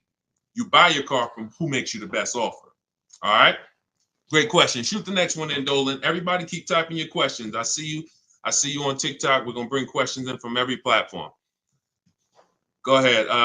This one's from Instagram. Should you buy a car from a rental car sales place like Enterprise or Hertz? First of all, that would be low on my list. They'd have to, and look, I'm not telling you anything's wrong with that. What I'm telling you is that should be low on the list. When we're looking for used cars, rental cars should be low, and they got to be better priced than the cars that are not rentals. So I'm not going to Enterprise looking for what they have. I'm going on market. We use 8 marketplaces, y'all. When we shop for used cars, I have something called the multiple marketplace strategy. Multiple marketplace strategy is like it's you going everywhere, looking everywhere that used cars are. Example, if you were buying a TV, would you walk into Walmart and just say, all right, let me just look at this TV y'all got. All right, y'all want $1,000 for it? But no, you would be online looking at Walmart.com, right? Amazon, Best Buy, and any other website with a TV, right? Type right if that's the way you would shop. You look at someone who just walked into Walmart and say, why are you shopping like that? You see, so we bring the same things to car shopping. Same things. You're going to stay at home and you're going to go on these websites. CarMax is in the running. Carvana's in the running. None of these people we buy from exclusively, they must win the what? Let's go. Type fast. I want to see y'all typing. I want to have this conversation with y'all, but you got to type fast. They must win the bid. So CarMax is there, Driveway's there, Carvana's there, Cars.com is there, Auto Trader is there, Car Gurus is there. We even look at eBay Motors. So everywhere they're shopping, they're putting inventory. That's where we're looking. Now, if a rental car place has their inventory listed there, then they're in the runnings. If they have their inventory listed on their little website and they just want to sell local people these cars, no, we're not interested. We're not interested. Great question. Go ahead. Go to the next one, Dolan. This one's from TikTok. Is an extended warranty worth it if you buy your lease? I don't get why so many people are buying their leases. Make it make sense to me. Used cars. If you're not, see, we're finding that a lot of people buying their leases because they actually don't know how to shop. So when you look at the deals that we get, you in the last broadcast I showed you Freena. You've seen Greg, $527 a month, $56,000 Kia EV6. You've seen Taupe, $690 a month. She leased her car, $690 a month, $54,000 BMW. Now I know y'all are looking like there's no money down on these particular deals, and saying, oh well. If everybody's if these don't look like the deals I see on the commercial, that's because they're not. You're not going to get great deals looking at commercials. Ignore commercials. But we found that people are buying their leases because they don't know how to shop. And that's not a reason to buy your lease. Because what you're doing when you buy your lease is you're buying a used car. Now, let's just say you're buying this car and you're keeping it. Because sometimes you say you want to keep the car. 8 years, I have something called the 8-year rule. We do not buy a car unless we're keeping it for 8 years. Why? What's the reason? Because the depreciation is going to ruin you. So when you look at somebody like Taupe's paying $690 for a $54,000 car. Every $5,000 a month, every $5,000 that you borrow on a loan is about $100 a month. Depends on the interest rate. For a 5-year loan. 5-year loan. That car would cost somebody about $1,100 a month. She's paying $690. See what I'm saying? So when you look at the fact that that's probably what a used BMW payment would cost her, but she's driving a new one for that. So if we're not keeping our cars 8 years, this should be your mission. Shopping for a deal like this, not buying a used car that you've already been leasing for 3 years, and now you're about to put a loan on it for 5 or 6 years for the balance. Does that make sense? We are not tying up our time in cars. It's only two purposes. I'm going to get a great lease deal, or I'm going to buy a car I'm going to keep for 8, 9, 10, 12 years. That's it. I want to get you from being stuck in the middle. Go ahead, Dolan. Shoot the next one up. People stuck in the middle lose money. Long-term buyers don't lose money. Great lease deals don't lose money. It's those people, if you're stuck in the middle, you're the one losing the most money, and we got to get you from being stuck. Go ahead, Dolan. Shoot the next one and keep typing your questions, y'all. All right.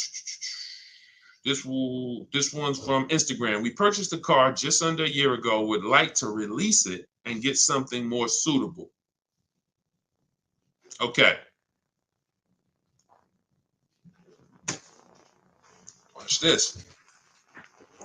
When you purchase a car, see, I'm always going to remind you of the unseen expense. When you see this, y'all know, if you've been on the show, this is your first time on the show with me, type of 1 in the comment.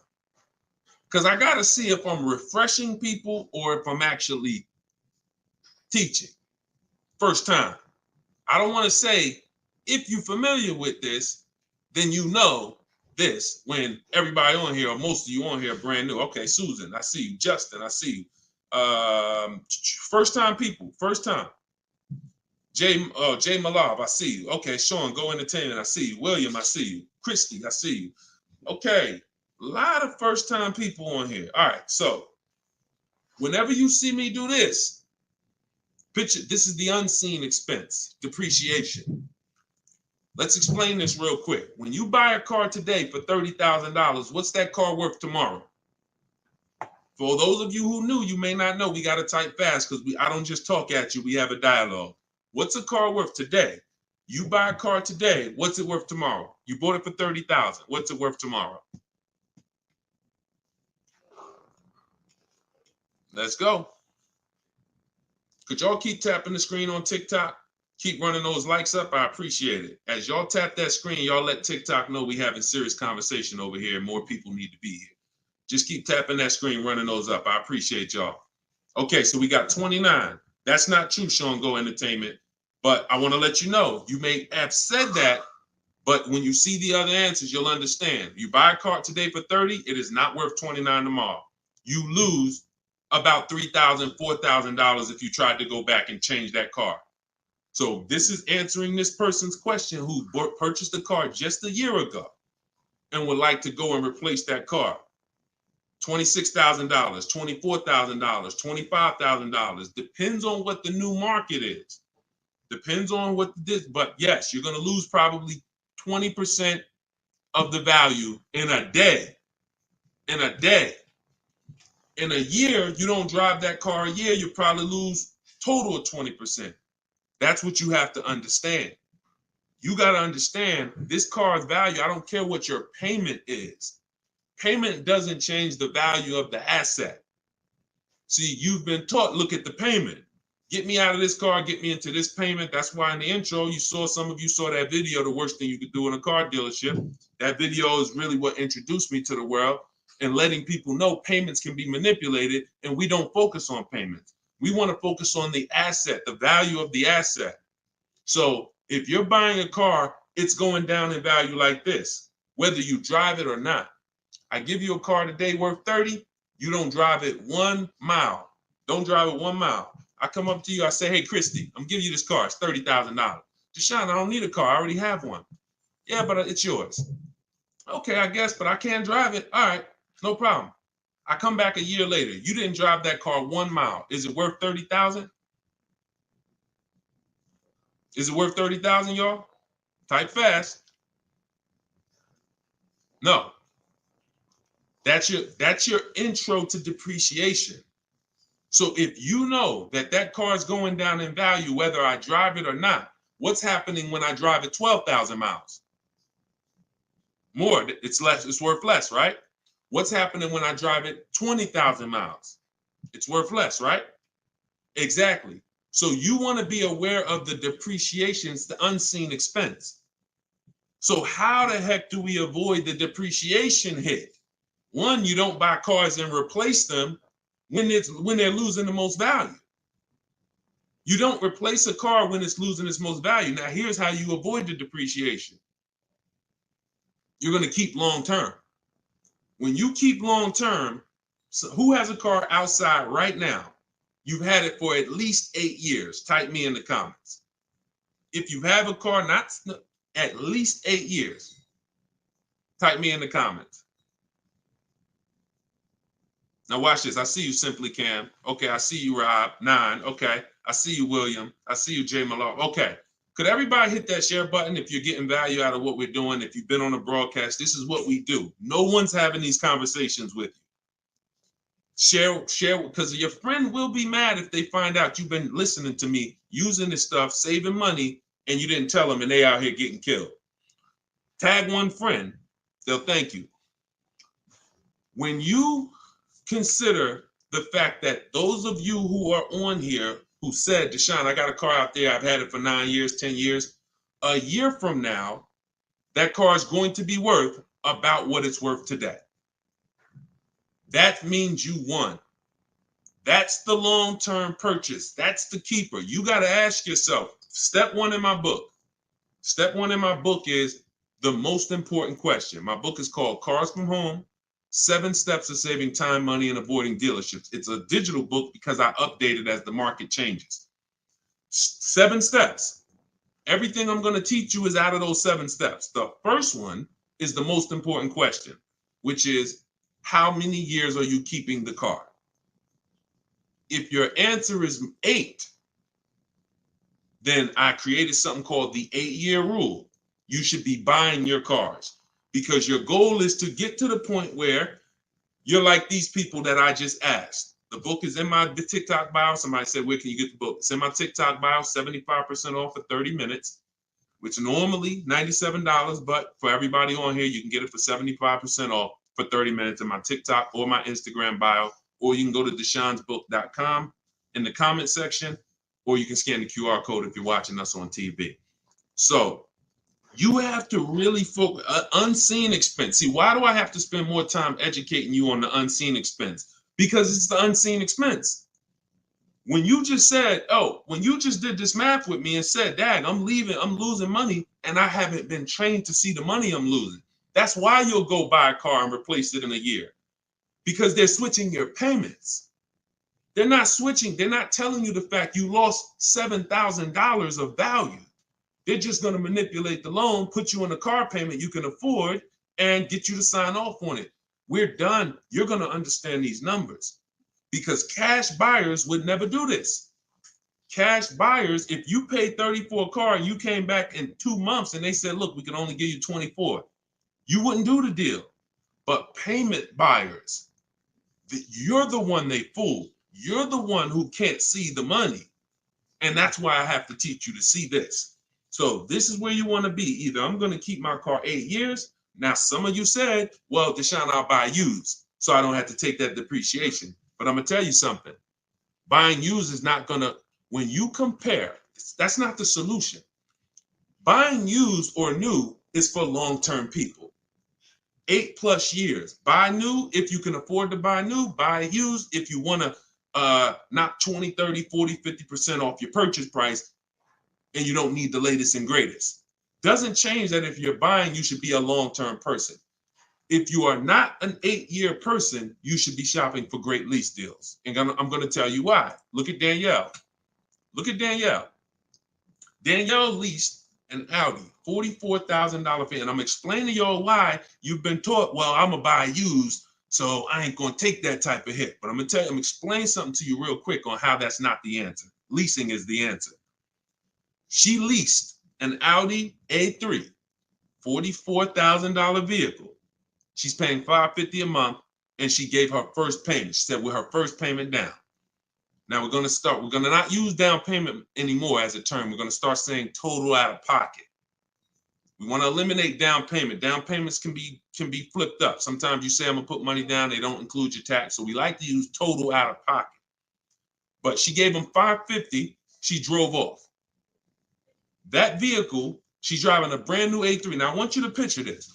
Danielle pulls up to somebody who's driving the same exact car, but they bought it.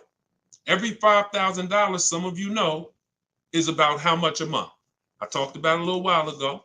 Some of you might have seen the video where I said it. Every $5,000 on a purchase, on a loan, is about how much per month. Let's see if anybody knows. Okay. I can't wait too long. We got to type that $100. And again, I can't sit here and act like most of y'all aren't new to me. So I'm not going to assume you have even seen any of my previous broadcasts. So I'm just going to tell you the answers. Yes, Susan, $100. So it depends on the interest rate. 5-year loan, that vehicle right there, $44,000, will cost somebody about $950 a month. You see why we don't have to wonder why people who have $1,000 car payments? It's not that hard to see. They're buying their cars. So now Danielle pulls up in her Audi. Let's stay with the scenario, right? Danielle pulls up in her Audi, 44. She's paying $550 a month. Somebody next to her pulls up in the same exact Audi, same exact car. They're paying $950 a month. Now, third person says, I buy a used one. And you can replace the Audi with anything. Doesn't matter. You could be a Rolls Royce. The scenarios are not going to change. Could be a Honda Accord. Somebody pulls up and they bought a used one. So instead of 44, let's say they got a good price on one. Say they bought one for about 28, 29. Found a good price one, 3 years old. So they're pulling up in a 3-year-old one. And what I just say, every $5,000 is $100 a month. So what's their car payment if they paid 29? Almost $600. You see what I'm, so now let's just talk about what we're driving and what's coming out of our household so we can hammer this home. I'm not on the fence about leasing versus buying. And you have to get off the fence. We've seen enough scenarios where we know this is the case. One person, Danielle, got a great lease deal. She's paying $550 a month. Another person buying a brand new one, they're paying $950 a month. And they might take a longer loan. Oh, Deshone, I'm paying less. They might take a 6-year loan, and let's say they're paying $850. And then another person is driving a used one, and they're paying $600 a month. Not even a question. It's not even a question. Do y'all see what I'm talking about? 3 people driving the same car. Look at the differences. So depreciation and resale value is what you need to be aware of. These people think they win. That might have been you, Deshone. I'm the type, I bought my used cars and I keep switching them. Now, those 2 people who bought them, if they were keeping them 9, 10 years, that's a different story. It always goes back to the 8-year rule. Okay? You must understand, if I'm keeping 8 years or longer, I buy. If I'm not keeping 8 years, I shop for great lease deals. Not even a question. And you'll be mad. You're going to be mad when you find out how much money you've been missing. Some of you probably getting mad now. Dad, I was always taught don't lease. Well, those people owe you some money. Those people owe you some money because they've cost you thousands of dollars. Go ahead, Dolan. Shoot the next one up. This one's from TikTok. What's your advice of getting rid of late fees? Don't be late. You can call the bank and see if they'll waive any late fees, but late fee is assessed when you miss a payment. That's it. TikTok, does my credit have to be top notch to purchase automobiles with 0 down? No, it doesn't.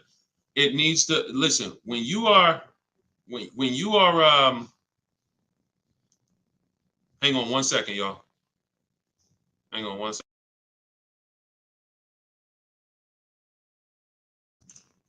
When you are buying vehicles with no money down, it's not a favor. It's not a favor. There's only 2 people who can't get vehicles with no money down. And that's people who are trying to borrow too much money, usually have negative equity that they're trying to roll over, and people who have, your credit is too bad and you can't get financing. But if you go through a company like Limbuzz, this is who we recommend in my book. I recommend this company, Limbuzz, who will work with people with challenged credit. Then you won't have to deal with that. The whole point is controlling your own financing. You want to control your own financing. Now, we don't do that by getting pre-approvals. We do that by getting multiple bids. We do that by finding our car and then letting banks bid. I know you may have heard, I don't want any hard inquiries. You don't want hard inquiries until after you found your car. Once you actually find your car, it's okay to get multiple banks to give you a hard inquiry. And they allow this.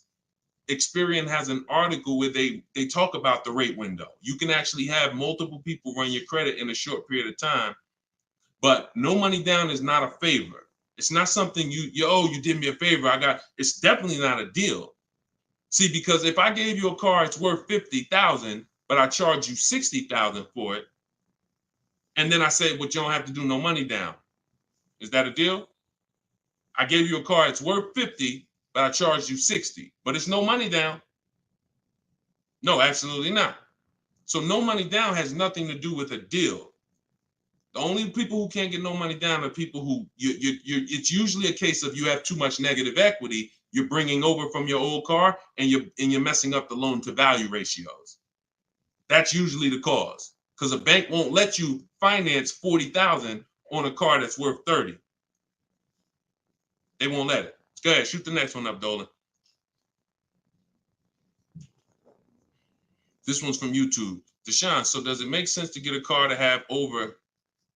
Oh, absolutely. Absolutely. This is all you should be doing. If you are a long-term person, listen, whose car is a keeper outside? You have a car outside, you've had it for 8+ years outside. This is exactly the goal. This is the goal. You want to actually be planning on that. Because when you actually have your car for more than 8 years, when you know you're going to keep your car for more than 8 years, you do things to make sure, like we do a longevity check. This is step 4 in my book. One of the things we do when we know we're buying a car we're going to keep, we got to go to Google and we got to see what the data is on the car we're shopping for. It's very simple. I type in the year of the car. Very important. You can't just type in Nissan Sentra, longevity. You got to type in the year. And then you're going to type longevity to see what the actual data says on the car. We skim those websites. It'll tell us if the car has transmission issues. It'll tell us if people report that this car has, is reported to last not as long as most cars. So these are the things that we do when we know we're keeping a car 8 years. But if you're not thinking about this, then you're not going to do the things to guarantee, because you could have a goal to keep a car 8 years and then the car you bought is not known for lasting that long, or is not known for, being reliable at 8 years. So that's why it's the most important question right up front. It's not just for leasing versus buying. It's for programming yourself that this is a long-term thing. I want to make sure I get the right car. I'm not going to get a car that doesn't satisfy my needs and my wants when I know I'm keeping it a decade. You understand? That's the whole thing. But absolutely, plenty of people on here keep cars more than 8 years. But there's plenty of people who don't. Those are the ones who need to stop buying and start leasing. Go ahead, Dolan, shoot the next one up. TikTok, what are the best leasing companies deals out there to get out of negative equity? Oh, wait, we just had 2. We'll do this one from TikTok first, and then we'll shoot that next one up. What are the best lease companies deals to get out of your negative equity? It's hard to say that because great lease deals aren't advertised. So when you see any of the deals, you see Danielle's deal, you see, look, Freena's deal. In this particular case, she just got this Jeep Grand Cherokee, $579 a month, $65,000 vehicle. She didn't get that negotiating. She got that by getting bids. So when you get these great lease deals, they're not advertised. There's no one who's raising their hand saying, we'll do this deal for you. That's not the way it works. We shop the market.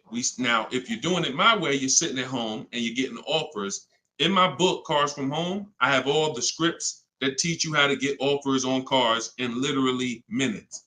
So you'll be getting your best deals on these cars. It's going to take you hours. It's going to take you minutes sitting at home, wherever you're at, to get these deals.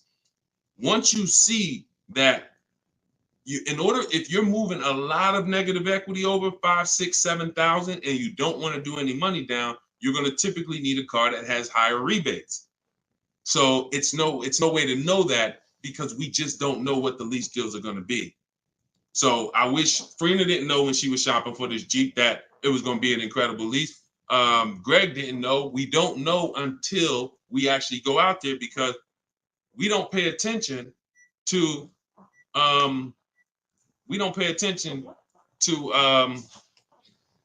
what am I trying to say? Advertisements. We don't pay attention to advertisements. So hold on one second, y'all.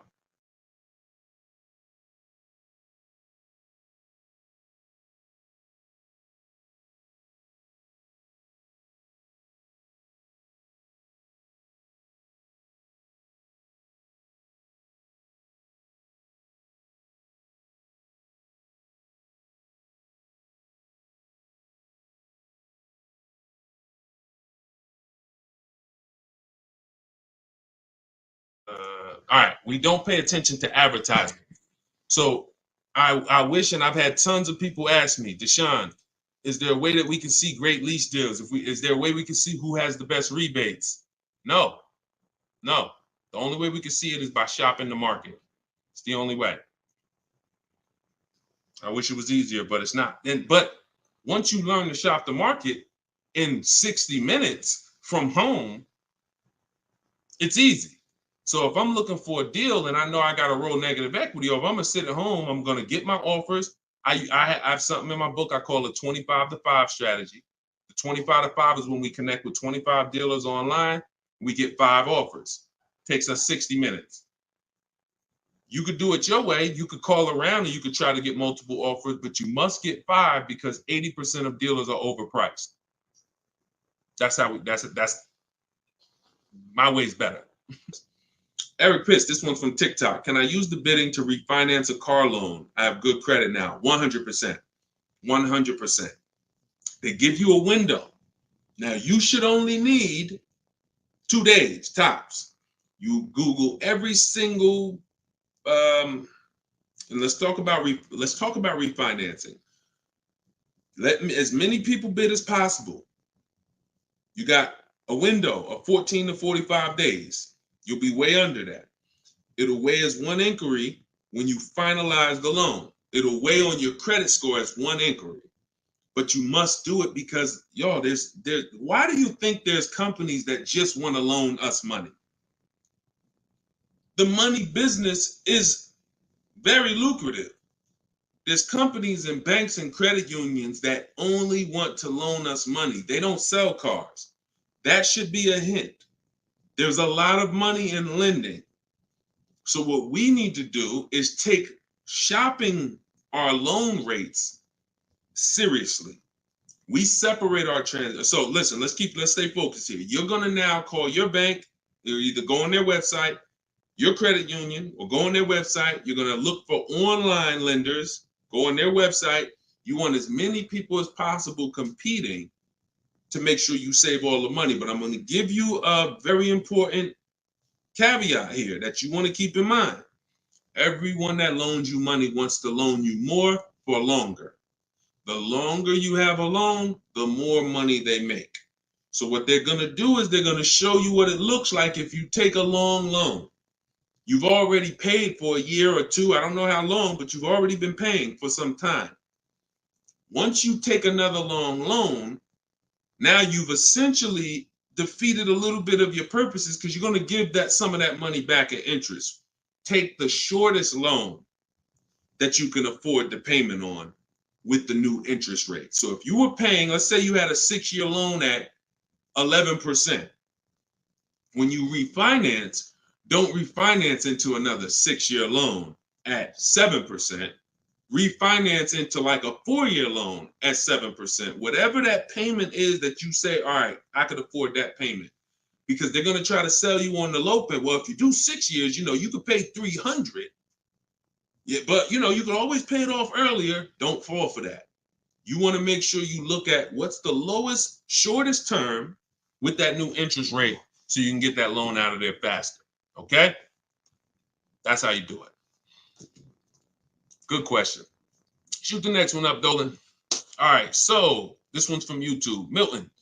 So back in 22, I purchased my dream truck. 2023 GMC Denali, brand new. I don't depend on trading it, and my monthly payment's $1,095. Let's not forget the truck is $83K. Am I paying too much money? Well, I don't know how long the loan is. So you could be paying $1,095 for 8 years. You could be paying $1,095 for 5 years. You see what I'm saying? So that's why payments are not always the important payments. How much did you pay for the truck? You understand? See. It's the price of the vehicle that we focus on, not with leasing. I don't want to see what you got to be. And this is why I want you to have my book, or you got to be locked into what I'm saying, because I'm talking to a lot of different people on here, and your scenario is not another person's scenario. So you can't hear what I'm saying when I'm talking to Milton about purchasing and think, well, I'm shopping for a lease. He said, don't focus on payment, No, different. Different. Okay? So when we're talking about purchasing, the most important thing is how much we paid for the asset. Now, I don't know what you paid, and I don't know how well you shopped. I don't know. So there's no way. And here's the thing. The way we buy cars is by design. We don't know. When you start getting bids and it's done, I'm going to just assume, let's just say, I'm not going to look at your deal and dissect it because I don't have enough information to do that. And plus, if the deal wasn't good, what good is it what good is me? It's your dream truck. What good is it me? I mean, what good am I going to do telling you overpaid for it anyway? So let's not ask questions that could lead to hurt feelings and long-term remorse for our dream truck. But for the rest of you who are shopping and for the future, because Milton, your family's going to shop, you're going to shop again in the future. The way you've been taught to shop guarantees you never have price assurance. Price assurance means I don't have to ever ask if I could have paid less because I got bids. Negotiator, if you're not a good negotiator, type me in the comment section right now. Deshone, I'm not a good negotiator. I hate it. I don't like it. I'm an introvert. It's not for me. I feel like I always get the losing end of the stick. I just feel like, people take advantage of me. I'm too soft-spoken. Whatever reason. All right, Susan, I see you. All right, Christoph, I see you. All right, Jay, I see you. Okay, so when we look at negotiate, I'm a good negotiator. I did it for a living.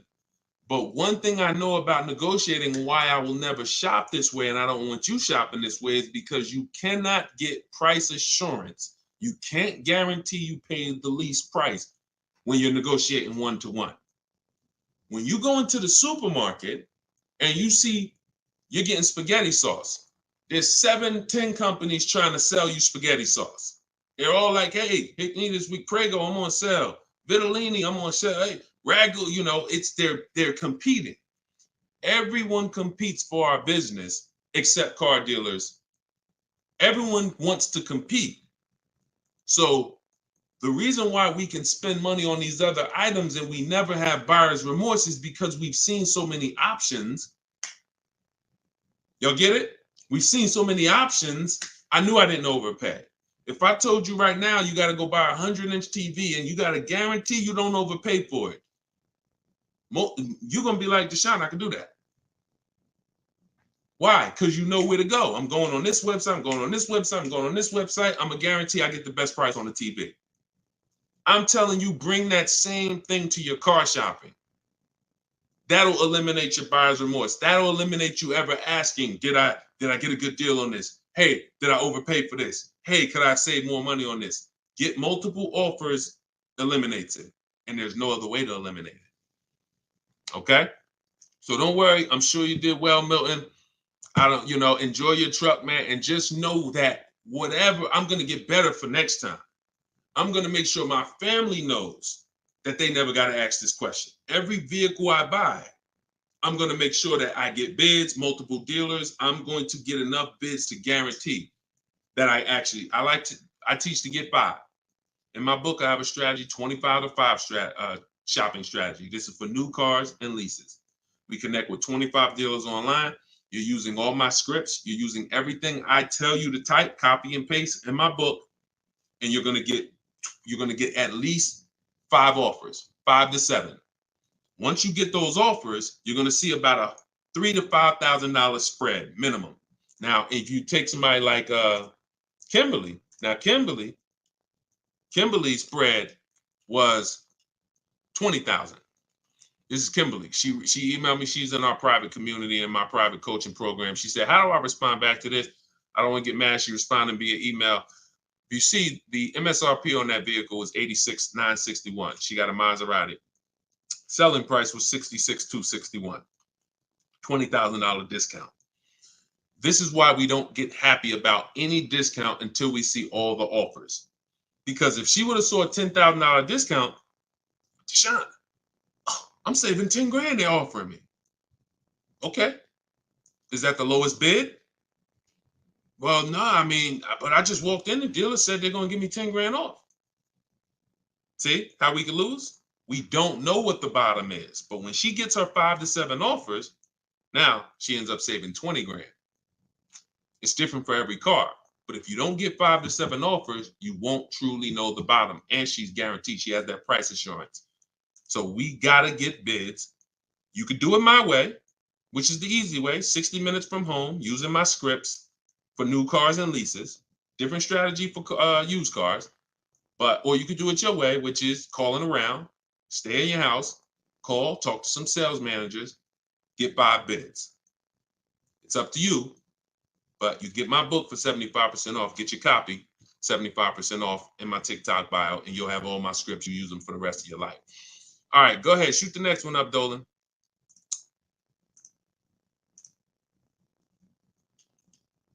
All right, keep typing them, y'all. We're gonna get through as many as we can before we wrap.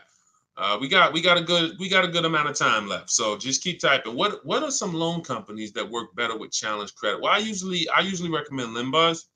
Limbuzz is a company that they're a startup. I think they've been around for a few years now. They loan to people with really challenged credit, and they loan to people with no credit. So again, if you got bad credit, you still need to ask yourself, how long am I keeping the car?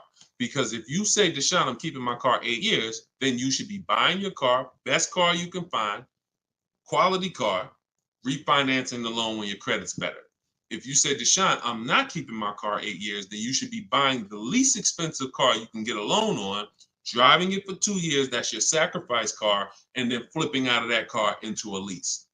So the most important question is step one, always. It doesn't matter if you have good credit, bad credit, high mileage driver.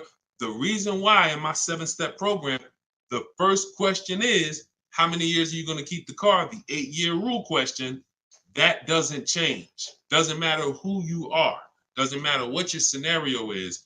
8-year rule is the question you ask yourself first to determine if this car is going to be a long-term purchase, in which case, buy it, great car, refinance later when my credit's better, or short-term, not keeping 8 years, but I don't qualify for a lease right now. So therefore, I'm going to buy the car, buy an inexpensive car to prevent a lot of negative equity later, because some people, you end up buying a car, $30,000, you're paying a high interest rate. You go to switch that car in 2 years into a lease, you're going to have a bunch of negative equity unless you put a good amount of money down. So to eliminate that, we sacrifice in the short term, drive a car, $10,000, $12,000, $14,000 car, and then we switch out of that car in 2 years for a lease. That's the plan. Here's a plan for everybody. You just got to know what your plan is. And if you come to me, I'll give you the plan. I don't even want your plan. I just want your goal. If you come to me and you say, Deshone, this is my goal, I want a car, I'll give you the plan. Okay? Work my plan until it doesn't work. Trust my plan until it doesn't work. But I've been blessed to have 7,000, 8,000 people between our book buyers and the people who are in our video library, my coaching program. Since 2021, we've helped almost 8,000 people. So we're fortunate to know what works all around this country. Go ahead, shoot the next one up, Dolan. This one's from TikTok. It's 2024. What year should you be looking for if buying? Doesn't matter. Your question is new car or pre-owned car. If you're buying, that's a budget issue. In my book, I talk about something when you get to a values question, because some people, you can only get what you want and need in a pre-owned car for your budget. Some people, you can afford both. And you're like, Deshone, I got a budget. I could afford both. I could get a new one. I get a used one. Which should I get? That's a values thing. Do you want it? Some people say, Deshone, I get a new car every 10 years. I mean, I only get a car every 10 years. I'm going to get a new one. Some people said, I don't, you know what? I'm going to knock 30% off the price. I'm going to get a pre-owned. It's up to you. But budget dictates usually whether you're going to get a new or used one. But, I would get the best car for my budget if I could afford. Now, here's the key. Here's something very important. Some of you actually look for 1 or 2-year-old vehicles. I'm going to tell you why this is the danger zone. You don't know if I don't know what the brand new price is. If you're looking for something 1 or 2 years old, then you should shop for a new one first. Why? You're typically not going to have enough inventory to look at to really get a good gauge. When you start seeing my stuff, you'll see when you hear me talk about looking at options, multiple offers, multiple options, you'll see we're looking at lots of options very quick and making our decision. When you have only the only way dealers get pre-owned cars is someone trades it or they buy it off lease. And the average time, not many people buy a car and turn around and trade it in a year. So you're going to have a hard time finding a 1-year-old car. You might not a lot. You'll find a lot of them. You won't find a lot of them. And when there's not a lot of them, what does that give us? What is the potential for it? Overcharge. If the dealer knows there's not a lot of them, I might overcharge you. Now, here's the problem. Here's why you must shop for a new one first. Let's say the brand new market on that vehicle is my best offer. I could save $5-6 grand. Let's use a vehicle that has like $6,000 in rebates and I end up saving 10 grand. If I could get a new one and save that kind of money, $40,000, and I end up buying it for 32, 33, whatever, 34.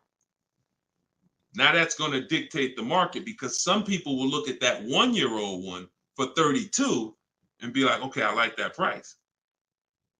That's a problem. That's a problem. Because why the heck would I buy a 1-year-old one for 32 if the new market is I could get a new one for 34, $2,000 more, I get a brand new one. This only happens when we're looking at cars that are very new, 1 or 2 years old. If you're looking for a 3-year-old one, there's going to usually be lots of options, lots of inventory. 4 years, lots of options, lots of inventory, and you don't have to worry about that. Cool G said you answered my question. That's typically what happens because a lot of you in here, although there's a couple scenarios, a lot of you in here, you got to realize your scenario is not unique.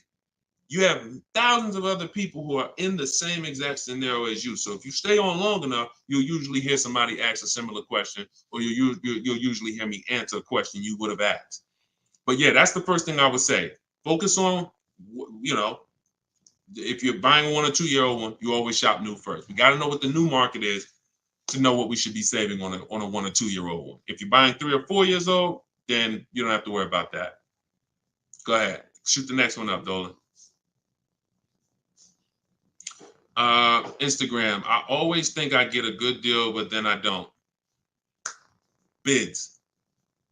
You eliminate this with bids.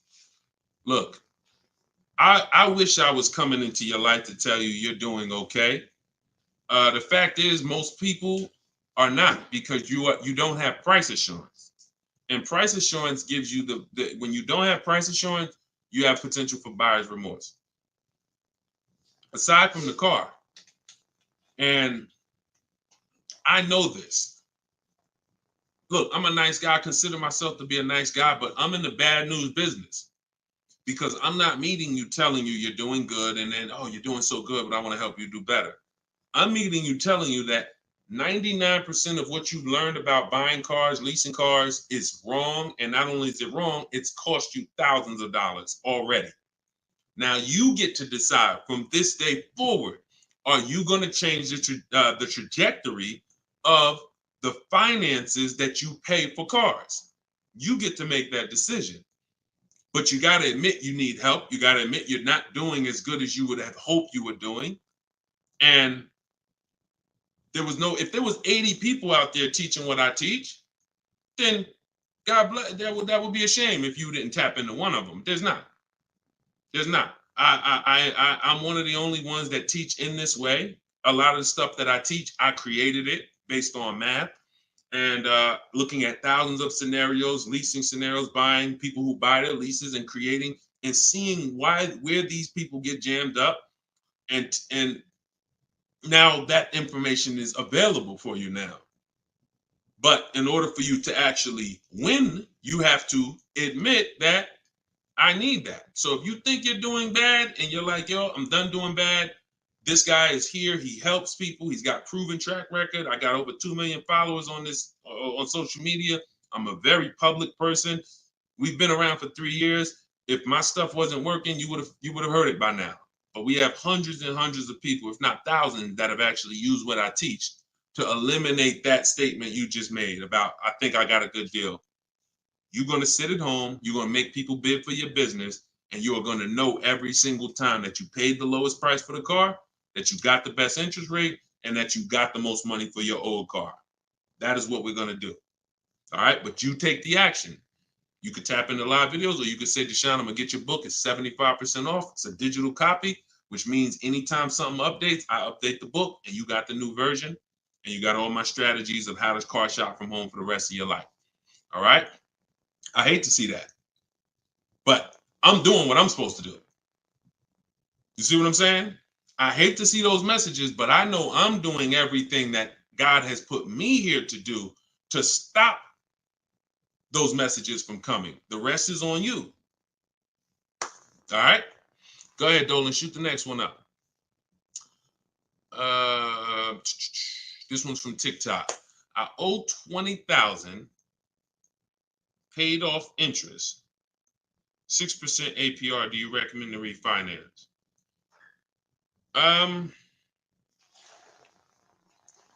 Depends on how low you could get.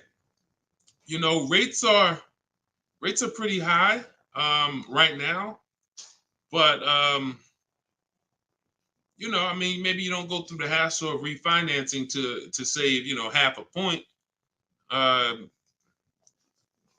You know, that's tough. If you can't save a good amount of money refinancing, can't drop you know, but at the same time, money's money. So if I could save 1 point, that might save me $500 on my loan. You know, 1 point on my interest rate might save me $500. So, you know, I wish it was a site that shopped. In fact, we you know, maybe in the future there will be. We're working on creating something like this where you actually can, you know, have these banks just automatically tell you through a soft credit approval what the rates would be, so you don't waste your time. But that's tough, especially because we're in a season right now where rates are high. So I mean, you might find out that you know, based on where rates are right now, that's actually a pretty good rate. In which case, it wouldn't make sense to refinance. I wish it was easier. Trust me, some stuff I wish was easy. The products don't exist. The websites don't exist. So anytime y'all see me talk about stuff like that, like, it's because these things don't exist yet. And, you know, one day we hope to create them. Go ahead, shoot the next one up, Dolan. Great question. Great questions today. Absolutely, Matt. Yes, it would be great. That's why we're working on creating it. Okay. Yep. Come on, keep typing. We got a good we got a good amount of time left. We're going we'll probably stay on for another 15-20 minutes or so. When is the next time? Oh, when is the best time to purchase a car? Eric, I'm grateful for this information. My pleasure. That's what I'm doing. And listen, shit, look, could y'all run the likes up on TikTok? Tap the screen. If you're getting value out of this, before we answer this question, if you are getting value out of what we're talking about right now, type a $. Type a $sign if you're getting value out of what we're talking about. Y'all gotta understand something. Your people are out there suffering. They're losing. Look, in a nice way, I'm telling you, and you are saying to yourself, the more you hear me talk, the more you're saying to yourself, Dad, I've been doing this thing I've been doing this thing wrong. You were taught that. So you saying to yourself, if I haven't been doing half the stuff Deshone is talking about on this broadcast, I could only imagine how much money it's cost me. That's all going through your mind. That's fine. But you're in a place where you can now take action and change. Your friends are out there right now at car dealerships losing. This broadcast doesn't grow unless you tell them. Unless you tell your coworker, hey, you buying a car? Hey, you go to Deshone the Auto Advisor page. He does these live shows. Get your questions answered. This is where we have to get to. This is where we have to get to if we're going to really make a change besides, you know, changing our own bank accounts. That's the goal, but then we go and we help others. So I'm glad to see a lot of people getting value. All right, so let's do this. Let's answer this question. This one's TikTok. When is the best time to purchase a car? So this is marketing. Marketing wants to tell you there's a best time to come in.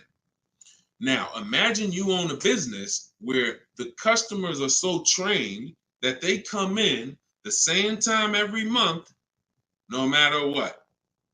That's the end of the month. So the car business has, through years and years of marketing, told you the end of the month, the end of the year, best time to buy a car. Imagine that. You got a barbershop and everyone knows end of the month come in, you just get a line out the door. But the fact is, there's no better deals being done that day than shopping multiple offers throughout the month. Here's why. They've told you, well, dealers want to make their numbers. Well, dealers are trying to make their numbers from day one. And when they see, we used to look up sometimes and we knew we had to do 250 cars for the month, 325 cars for the month. We look at the books, it's the 9th of the month, we only got 30 cars sold. What do you think is happening? We're getting a little nervous. We're not pacing to hit our numbers. Opposite end, I've seen months where we are ahead of schedule.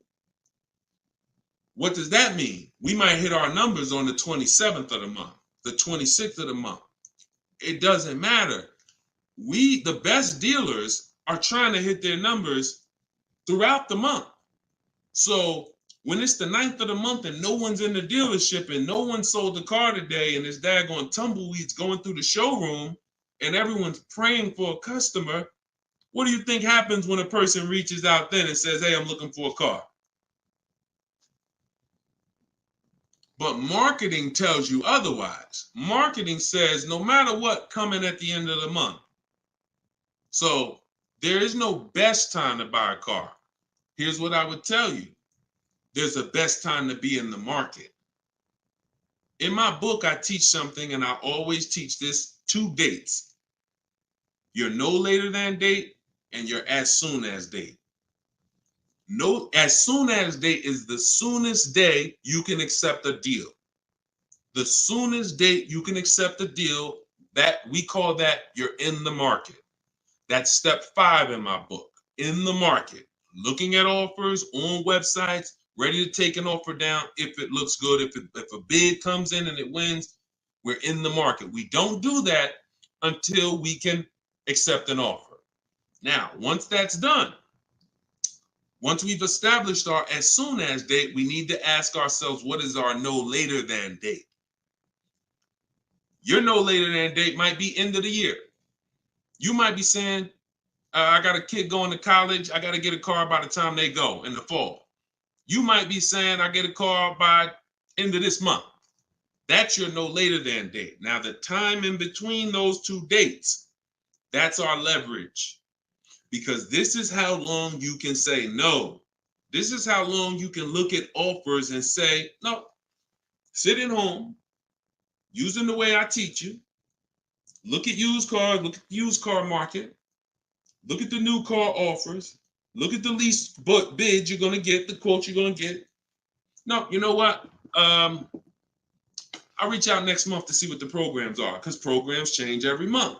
Used car trends change every month. So when you're in the market early, there's so many benefits. Car not coming for 6 weeks. I want a black car. It won't be here for 6 weeks. A person who's coming in the dealership today and they need a car today, they can't get that car. You can. So being in the market early allows you to establish contact with dealers.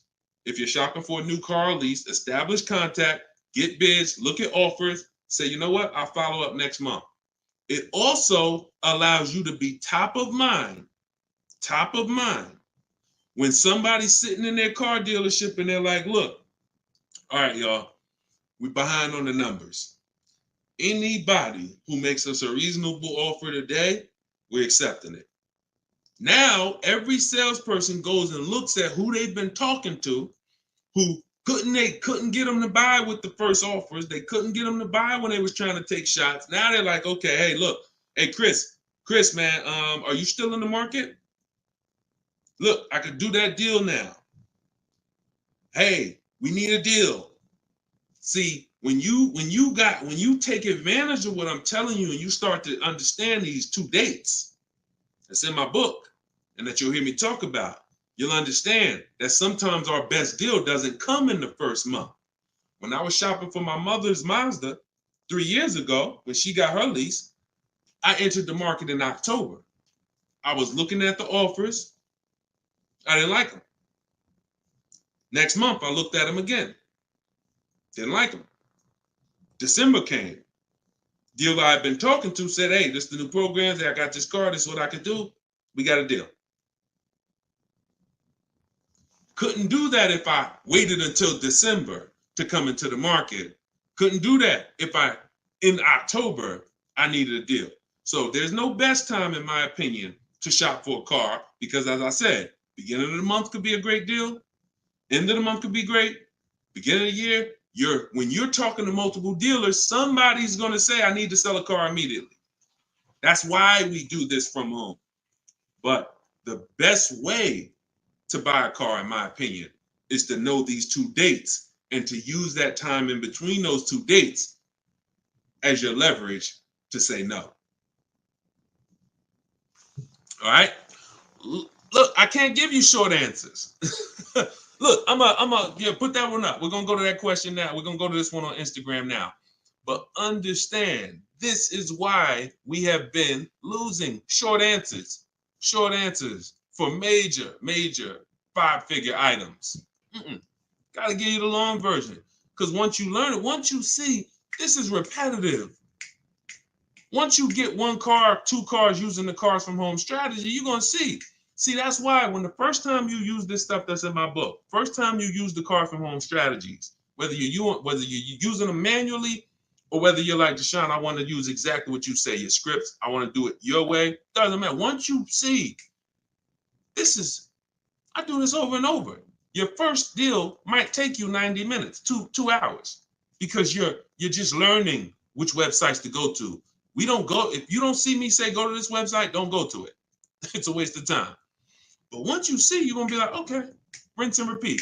You'll go from getting cars in 2 hours to 90 minutes from home to 60 minutes from home to me. I can get any car I want. I can find out the best deal in 45 minutes. Copy and paste. Copy and paste. My Infinity truck I got took me, once we decided what we want, I spent no more than 60 minutes online to make sure I got that vehicle, save 42% off the price when it was new, 3 years old. So this doesn't take you long.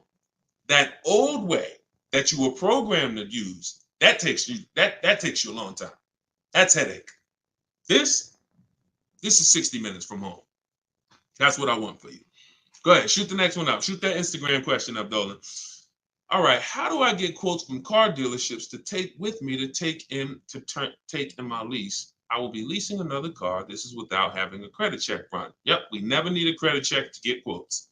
Now, some people will tell you that. Now, if you're at home, then you'll see when you're at home, there's a script that I use when a dealer says they don't do something, and we require all our customers to be here to get a quote. Okay, well, I'm talking to a couple of dealers. No one else has said that. Should I remove you from the list? See what I'm saying? You're gonna see when you're using Deshone scripts, you saying what I would say. you see what I'm saying? So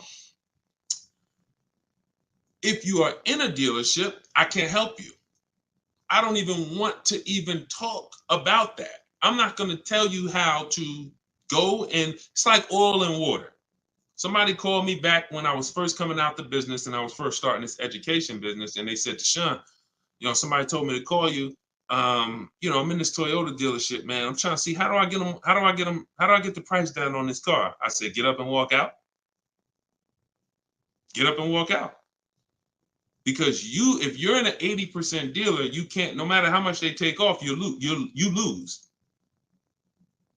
The only way you're going to win is to sit at home. I can't tell you how to mix the old way of shopping where you have no leverage, where you have no price guarantees, where you leave, no matter what price you get, you always wonder, could I have done better? I can't tell you how to mix that with what I teach. But if you're willing to unlearn that and say, okay, that's what the car business taught me. That's what the car, I learned it from my parents. That's what the car business taught my parents. But no, we're going to do this. I'm going to use what Deshone, this is a car salesman, 14 years. Now he's educating us from an insider standpoint. You come out of that and you sit at home and you call and you actually, you could do it manually. You could do it manually. Look, I can't twist anybody's arm to get this book for $24. But if you're going to do it manually, realize there's people trained and you're going to talk to them, which means you got to be aware when you talk to them. That's why I say only ask for sales managers. Only ask for sales managers. Because if you try to do this with salespeople, some sales managers will make it hard, but you got a better shot. But you need to get 5 quotes. Doesn't change because 80% of dealers are overpriced. Now, my way, in my book, I teach something called the 25 to 5. It's all online. So we're contacting 25 dealers through their website, and we're having conversations with usually 7 to 10 of them, copy and paste scripts you're using, and you're keeping the conversation moving forward. Our first goal is to see who has a car I want. Before I even talk to you about anything, I want to see out of this 25 dealers who has a car I want. Second thing I'm going to do, once I identify who has a car, I'm going to request a quote. But I need to give them everything they need to quote me. I need to give them my zip code so they can run the tax. I need to give them what I do for a living to see if I qualify for any rebates. I need to give them what cars I have in my household, whether I own it, lease it, own it outright to see if I qualify for any rebates. I need to give them my my soon as date, my no later than date. This is all copy and paste in my book. So the reason why some of you have a hard time shopping online is because 1, you're dealing with trained people, and 2, you don't know what information to give so that they could even give you a quote. So if you're giving, so my book, you're using copy and paste, and we're never talking about credit. It's not even a question. In fact, one of the things we say in one of my templates is assume tier 1. So we're assuming tier 1, getting our offers, and then we are not letting anyone run our credit. This is not just for leases. This is for everything. No one is running our credit until after we've agreed to buy something. We're telling them assume tier 1. If I don't qualify for tier 1 later, we'll talk about that later. But I want to see the price. Tier 1, I want to see the price. And that's what we do. But never let, if you only way you'll fall for that is if you're in dealerships. Oh, I need to run your credit. You know we can't give you a quote. You run into the wrong salesman who don't care. He'll say anything. She'll say anything. Well, I just can't, we can't give you a quote. We don't know what you're going to qualify for. Yeah, you could assume tier 1. Yeah, but we had people come in and say assume tier 1 and they just messed it up. So we like to not quote without a credit. You're in the wrong dealer. You see what I'm saying? These people are by design. We're trying to run them out of business. When more people, this is why we're trying to get this broadcast out. Because until more people start shopping online, they're going to continue to do that stuff. See, as more people shop online incorrectly and walk into dealers, they can get away with doing this stuff. But when they know 600 people are going to walk in their dealership over a weekend, Friday, Saturday, Monday, holiday weekend, President's Day, we're going to get 600 people walk in. Why would they change? Would you? Unless you're just a person of ethic, why would you, if you got a business with 600 people come in the door, why would you change? But when we start shopping online and that 600 goes down to 400, and then that 400 goes down to 200, and they see that, we used to get 200 inquiries online. Now we're getting 700 inquiries online. Now everything's gonna move to we gotta do this online thing properly, or we're not gonna sell cars. That's why the future of if you really want to enjoy car shopping, you need to tell friends about what we're doing. Because the more people that shop the old way, it hurts us that are shopping this way. Doesn't stop us from getting great deals. We just got to continually weed through these car dealers because they're like 80% of our people coming in shopping the old way. So, all right, go ahead, shoot the next one up, Dolan. Great questions today. All right, this one's TikTok. I want to buy my sister's car lease after it's done in July. Is that possible? Nope. Your sister, I'm gonna tell you why. This is a common question. Some people want to buy, some people want to, buy their lease and give it to their family member. The family member can't buy it directly because only 2 people can buy a lease. When you buy your lease, there's only 2 things there's only 2 types of payoffs. A customer payoff, which is for the customer, and a dealer payoff, which a dealer could pay. That's it. There's not a third part. So what would happen is they would have to buy the car and then sell it to you. And if there's a loan on it, that's going to be, it's going to take a little time. It's not impossible. It's essentially a private sale. They're buying it, paying the loan, going to buy the lease out, and then they're going to write up a purchase order, and you're going to get a loan. You're going to have to get you're going to essentially have to get a private party loan to buy that vehicle from them, when you could just go and learn to get your own great deal on a used car. See, why, if it was easy, then go do it. No problem. Buy my sister lease. But if I just told you that it's not easy, it's a lot easier for you to just learn to get your own great used car deal, then that's what you should be doing, in my opinion. Because that other way, I just told you what it's going to take. All right? Go ahead. Shoot the next one up, Dolan. All right. Keep them coming. We got a couple more minutes. Let's go. When will you be live again so I can inform my people? Mike,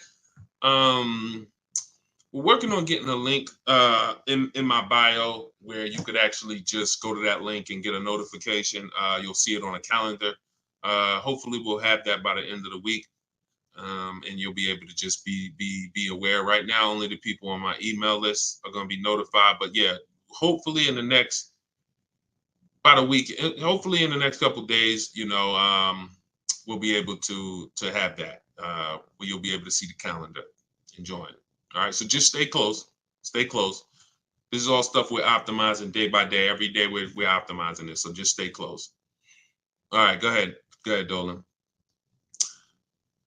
All right, TikTok. What if I buy at a lower interest rate with a longer term, but make extra payments monthly? I mean, if you have the discipline to do that, I think if I teach something called the rule of 72 in the 10th birthday. What does that mean? We don't take a loan longer than 72 months under any circumstances, and we have the car paid off by the 10th birthday. So we're not going to take a car that, give an example, why does this rule exist? Because I've seen all the bad scenarios that I've seen, or most of them, exist when people have loans on a car that's older than 10 years, or they have a loan that's longer than 7 years, 8 years, And so when you typically have a car that is, you want to get to a point where the car is paid off so that you can put money to the side for incidental emergencies, repairs, maintenance. If it's 7 years down the line and you're still making a car payment, especially if you bought a used car, the car is, 11, 12 years old at this point, you typically could run into issues. And also we don't have any, it's a lot of people on here. Would anybody on here take a 50-year mortgage? Would anybody on here take a 50-year mortgage? Anybody? No, I see. No volunteers for the 50-year mortgage, right? Why? Why? Because you already are aware. You see that? Every one of you said no way. Nope. You already are aware that when it comes to home buying, there is a limit. You're trying to force this. You're trying to force yourself into this house if you got to take a 40-year mortgage. 40-year mortgages are available. 50-year mortgages are available. But we know it's inherent already that if we got to take a 40-year mortgage or 50-year mortgage, we can't afford that that house. We don't have that for cars, which is why I looked and I said, okay, super conservative people take a short loan, 3 years, 4 years. You typically, there's not enough data that proves that you need to take a loan that short to actually avoid problems. You pay a little more interest, 100%. So you always take the shortest loan you can afford, but I'm talking about problems with the vehicle. I'm not talking about interest. You got to combine what the nightmare stories is not. I paid on a car for 6 years and I paid that much interest, because interest can be fixed with refinancing. The nightmare story is my transmission's having problems and I still got 2 years of payments left on the car. Car's in the shop and I still got a payment. If you've been in that situation, you understand how car's in the shop right now, can't drive it, and that bank wants their payment every single month. We're trying to prevent that. And we're trying to prevent you getting to a point where you can't put enough money to the side to make sure if God forbid something happens to the car, you have the money, you have the cushion. So we use a safe marker, which is 6 years.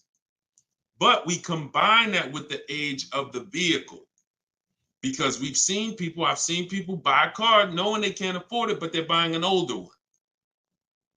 Deshone, I want to get that BMW. Deshone, I want to get that Jeep, that new Jeep. Deshone, I want to get that whatever. Okay.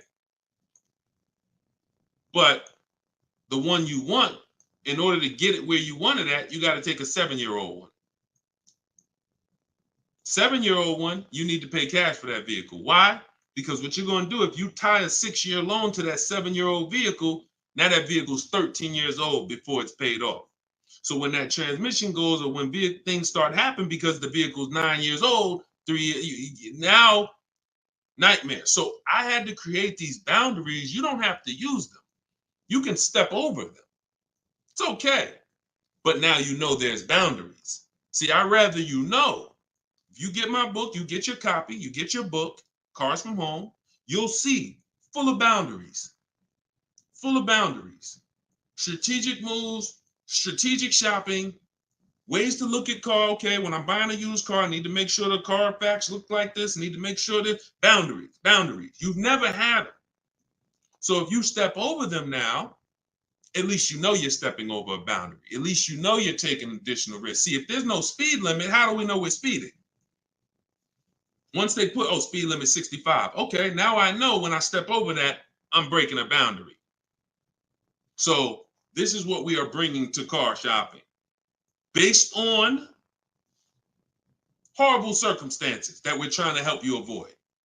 Like buying a car and then it breaks down and you still have a loan on it.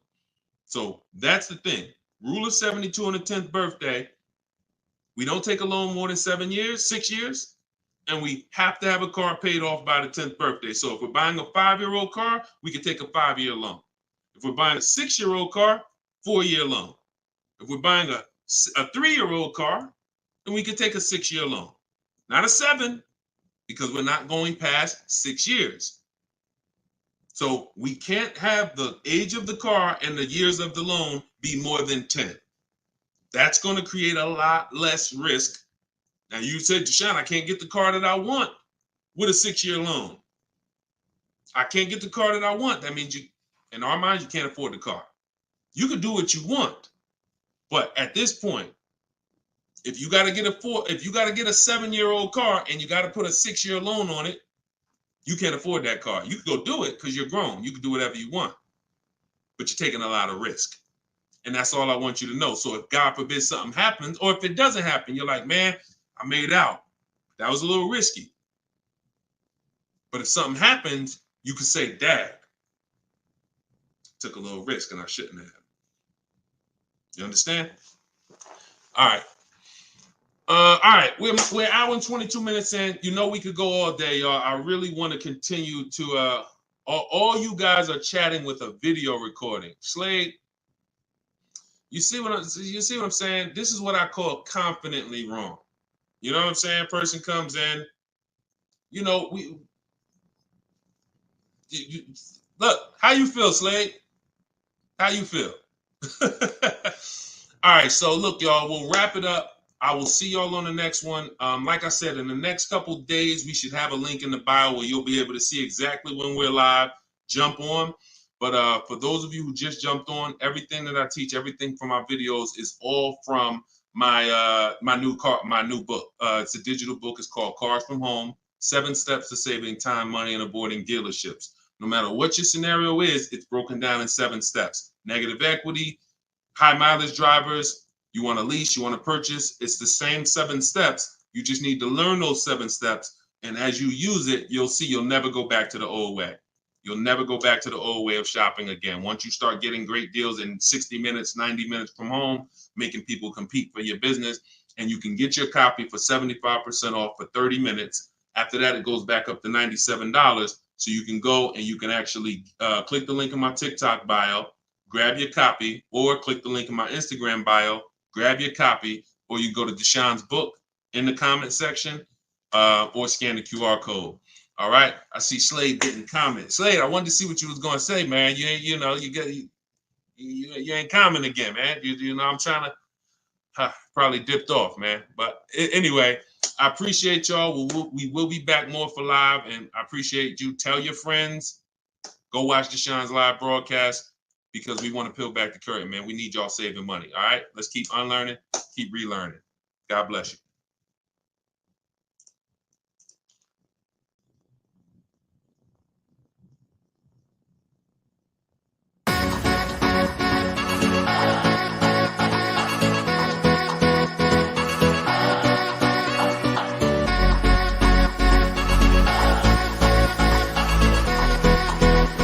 The worst possible thing you could say when you walk into a car dealership. I spent 5 years with Mercedes-Benz, 5 with General Motors, and the worst thing a person could say when they walk in is, if you could just get me to this payment, we got a deal. So your loan's probably still like 19, which means you got to pay to get out. You're upside down. It's called negative equity.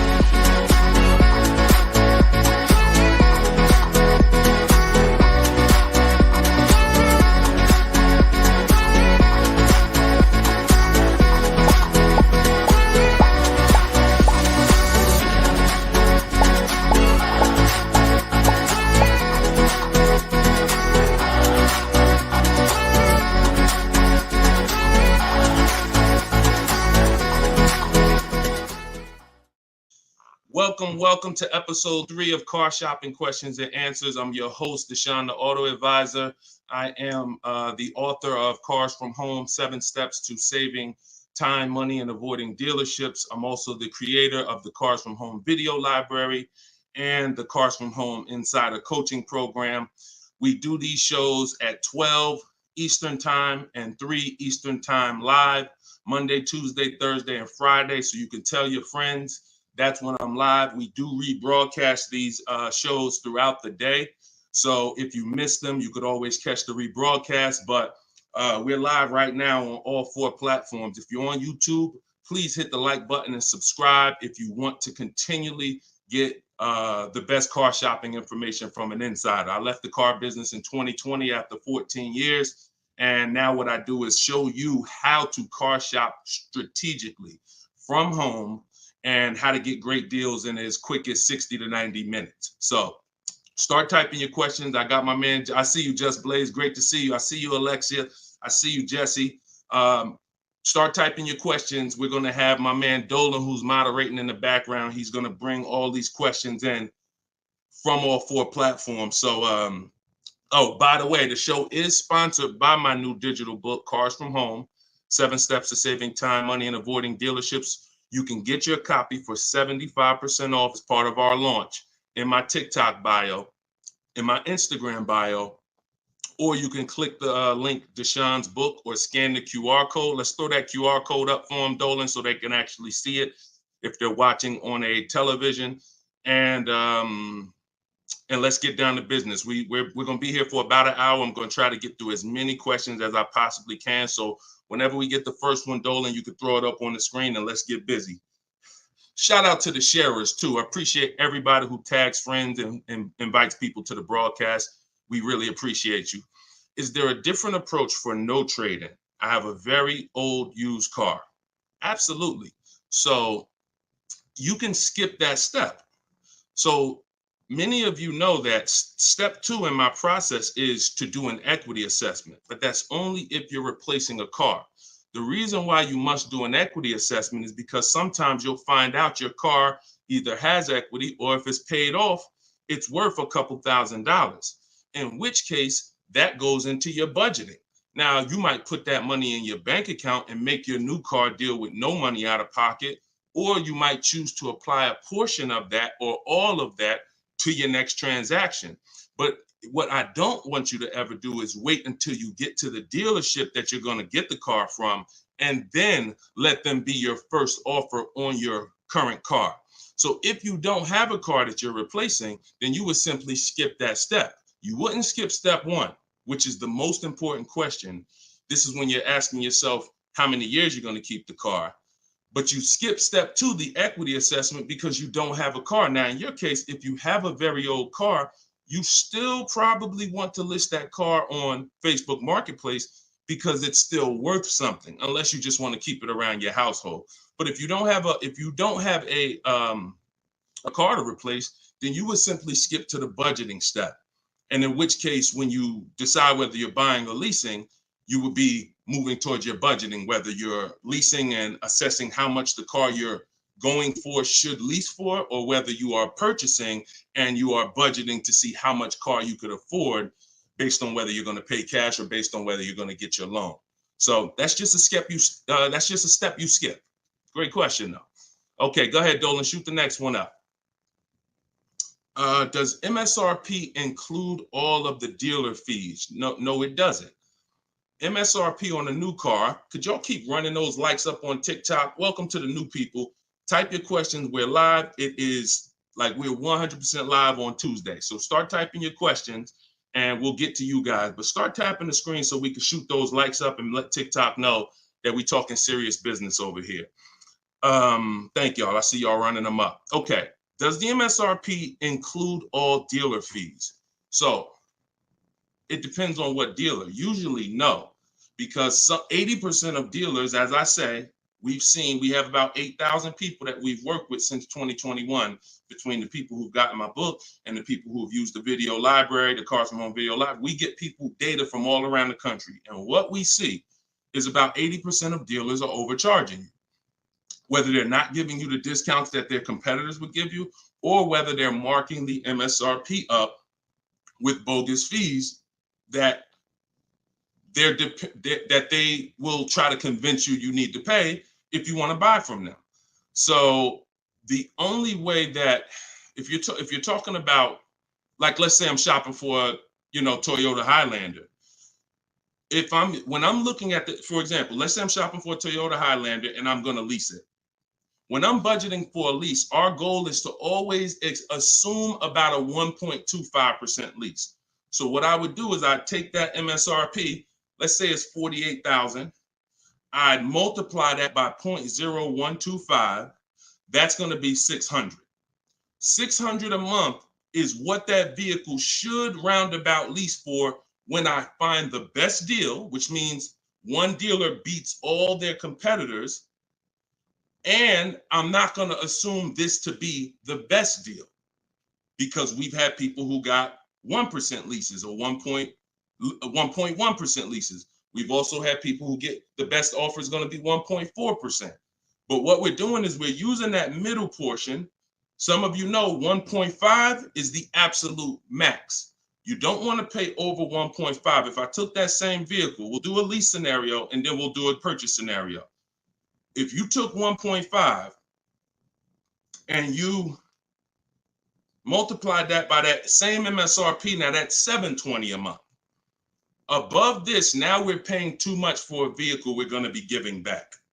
And the purpose of a lease is to avoid the natural depreciation that someone who's buying is going to take, and also to drive a lot of car for the money we're paying. So the lower percentage we pay relative to the MSRP, the better the deal. So everyone's going to charge different things. That's why we must get bids. We can't depend on a dealer who's going to say, oh, I'll honor the MSRP. And if I'm purchasing, then some dealers are going to not charge that same vehicle, that same $48,000 vehicle. Some dealers are going to charge $49,000 for it. Some dealers are going to charge $50,000 for it. Some dealers are going to charge $48,000 for it. And some dealers are going to charge less for it. We don't know who's who, which is why we must get bids. And part of what I teach is, and pretty much the gospel of what I teach is how to get bids online using dealers' websites so that we can sort for the best deal. We're not negotiating for the best deal. We are sorting. Good to see you, Yank. Even though you went a little left on the program yesterday. I saw you. But I'm here now. So go ahead, shoot the next question up, Dolan.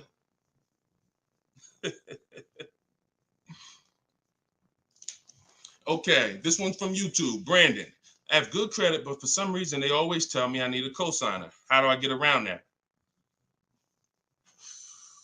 If you're purchasing, you want to control your financing first. So I wouldn't let the dealer tell. If you have good credit, what you should be doing is you should be purchasing your car, locking up your best deal, and then coming home. And this is for all of you. Who's going to be purchasing a car? Who's going to be purchasing? Now, if you're not keeping your car 8 years and you're new here, then you're going to find out that you should be leasing. But for the time period, I'm just going to base it off of what you know already. Who's going to be purchasing a car? Type me in the comments. Matter of fact, I need to see Instagram because I can't even see. I know, Dolan, you can see it, but I need to see Instagram as well. Hold on. While I'm doing this, y'all type if you're going to be purchasing. Okay, I see you, Brandon. All right, hold on one second. Let me get to Instagram. All right.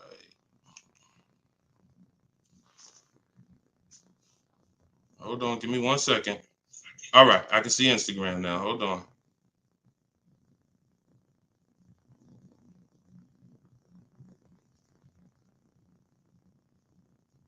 Give me 2 seconds. Okay, here we go. So if you're going to be purchasing, let me mute that. Yeah, I see you. She's like, please see us. I see you, LA Connects. Now I can see you. Okay.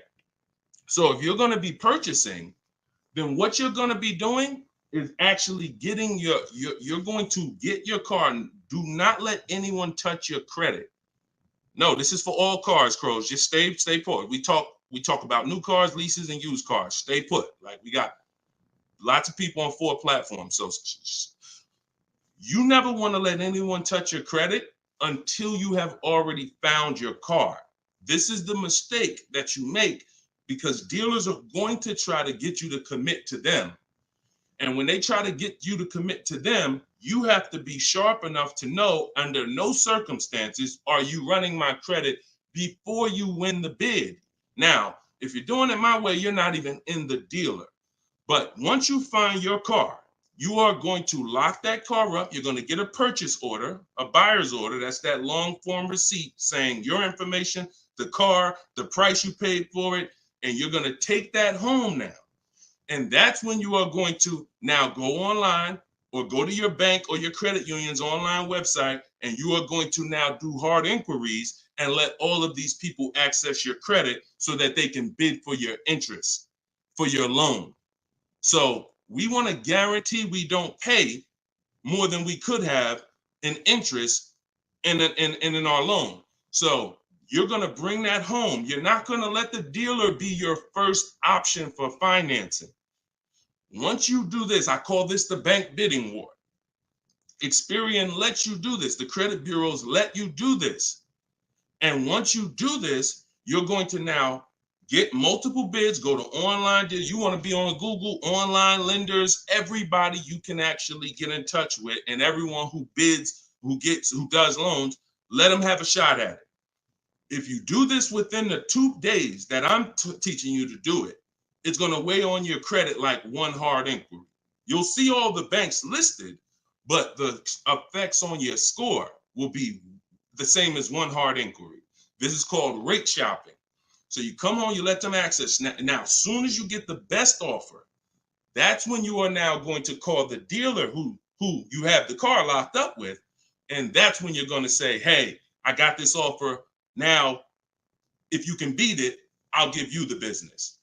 Okay? That's how you do it. That's how you guarantee. And if you look at that process, it'll work every single time. And your goal is to make sure you never leave any money on the table with a lender. And if you do that with the dealership first, you're going to leave money on the lender and on the table.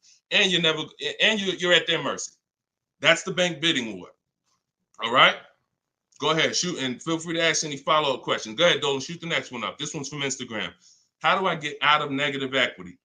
There's 3 ways. 2 of them lead to a car, 1 of them don't. First is you do an equity assessment. The equity assessment is when you call the bank, find out your payoff. Once you get your payoff, you're going to go to, this will take you 20 to 25 minutes to do. Everybody who has negative equity, focus on this right now.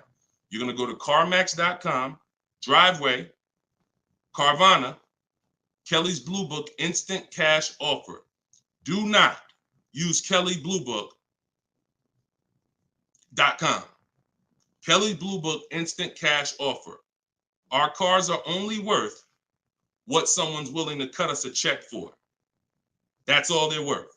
So these companies I'm giving you make you a cash offer. That's what we want.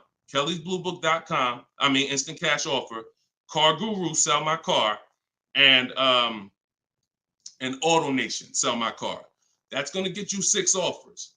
Now your best route to go is whatever your negative equity is based on those offers. If you can pay the difference, that's where you want to go. If your best offer is 21, but you owe 23, you want to pay that $2,000 and get out that car. Because the second route I'm about to tell you is going to give you a greater amount of negative equity.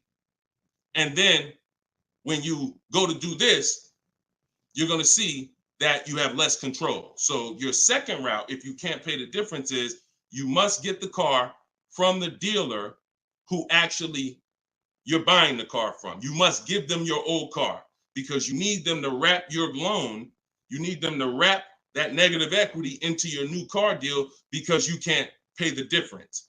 And 9 times out of 10, the car is not going to be worth to that dealer what it's worth to CarMax or Driveway or Carvana or one of these online bidders. So you'll find that your highest offer from the online bidders might be 21. Your highest offer from the dealer you're going to get your car from might be 19 because it's not worth that to them. So that's why I say plan A is pay the difference. Plan B is if you can't, you have to get your car from that dealer and ask them what to assess your car and see what it's worth to them because you need them to build it in. Now, if your negative equity is too much, if you have too much negative equity, then you're going to have a problem getting out because you're going to have you're going to mess up the loan to value ratio. You can't move 15 grand over on top of a $30,000 car and expect the bank to approve it. They're going to require you to put money, in which case you got to stay in that car. You either got to put the money down to get out, and or you got to stay in that car and pay down that balance. Those are the only 2 ways. And the cause of negative equity is you don't understand leasing. 9 times out of 10, I've been doing this since 2006. 90% of you who have negative equity, the cause is you don't understand leasing. In the next 2 days, I'm going to do a leasing versus buying class on this show. So make sure you are tapped in so that you can understand how much not understanding leasing has cost you already, and you can stop listening to this bad advice about leasing. Okay? All right, y'all. Listen, I'm not seeing the shares. I'm going to be honest with y'all. Y'all know I keep it straight. I'm a straight shooter. I'm a straight shooter.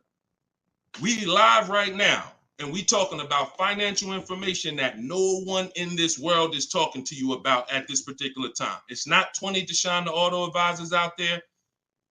Tag somebody, invite somebody. Don't be selfish, okay? That's the problem. What got us into this problem is selfish car dealers. So if we're going to solve this problem and help people, we need to all participate, and we need to be inviting people to this show so that our friends a year from now don't come to you and be like, damn, man, I got this horrible car deal, man. And now you know that you were sitting on this show talking about how to get your great car deal, but you're not telling friends. So shout out to the sharers. I appreciate y'all. All right, go ahead. Shoot the next question up, Dolan. I see you, LA Connects. Appreciate you. Let's go. When I see leases advertised on TV or radio, why do they always have thousands do a signing? Well, this is a similar question. All right, Steve Phillips asked a question from TikTok, and then I see Dreamer asks about advertised leases that she sees that always require thousands down. So you always tell people how to customize your lease. You do not go into a dealer. If you first of all, we only go into a dealer to test drive. If you're shopping for a new car or a lease, you should only be in the dealer for 20 to 30 minutes, and your only purpose to be there is to test drive or to pick up your car because they won the bid. This is what I teach. This is all in my book, Cars from Home, 7 Steps to Saving Time, Money, and Avoiding Dealers. You can get your copy for 75% off. In my TikTok bio, in my Instagram bio, it's a 7-step system for leasing, purchasing, new cars, used cars, everything. But part of this particular way, we shop. Shopping is not buying. And what the car business has taught you to do is mix the two into one.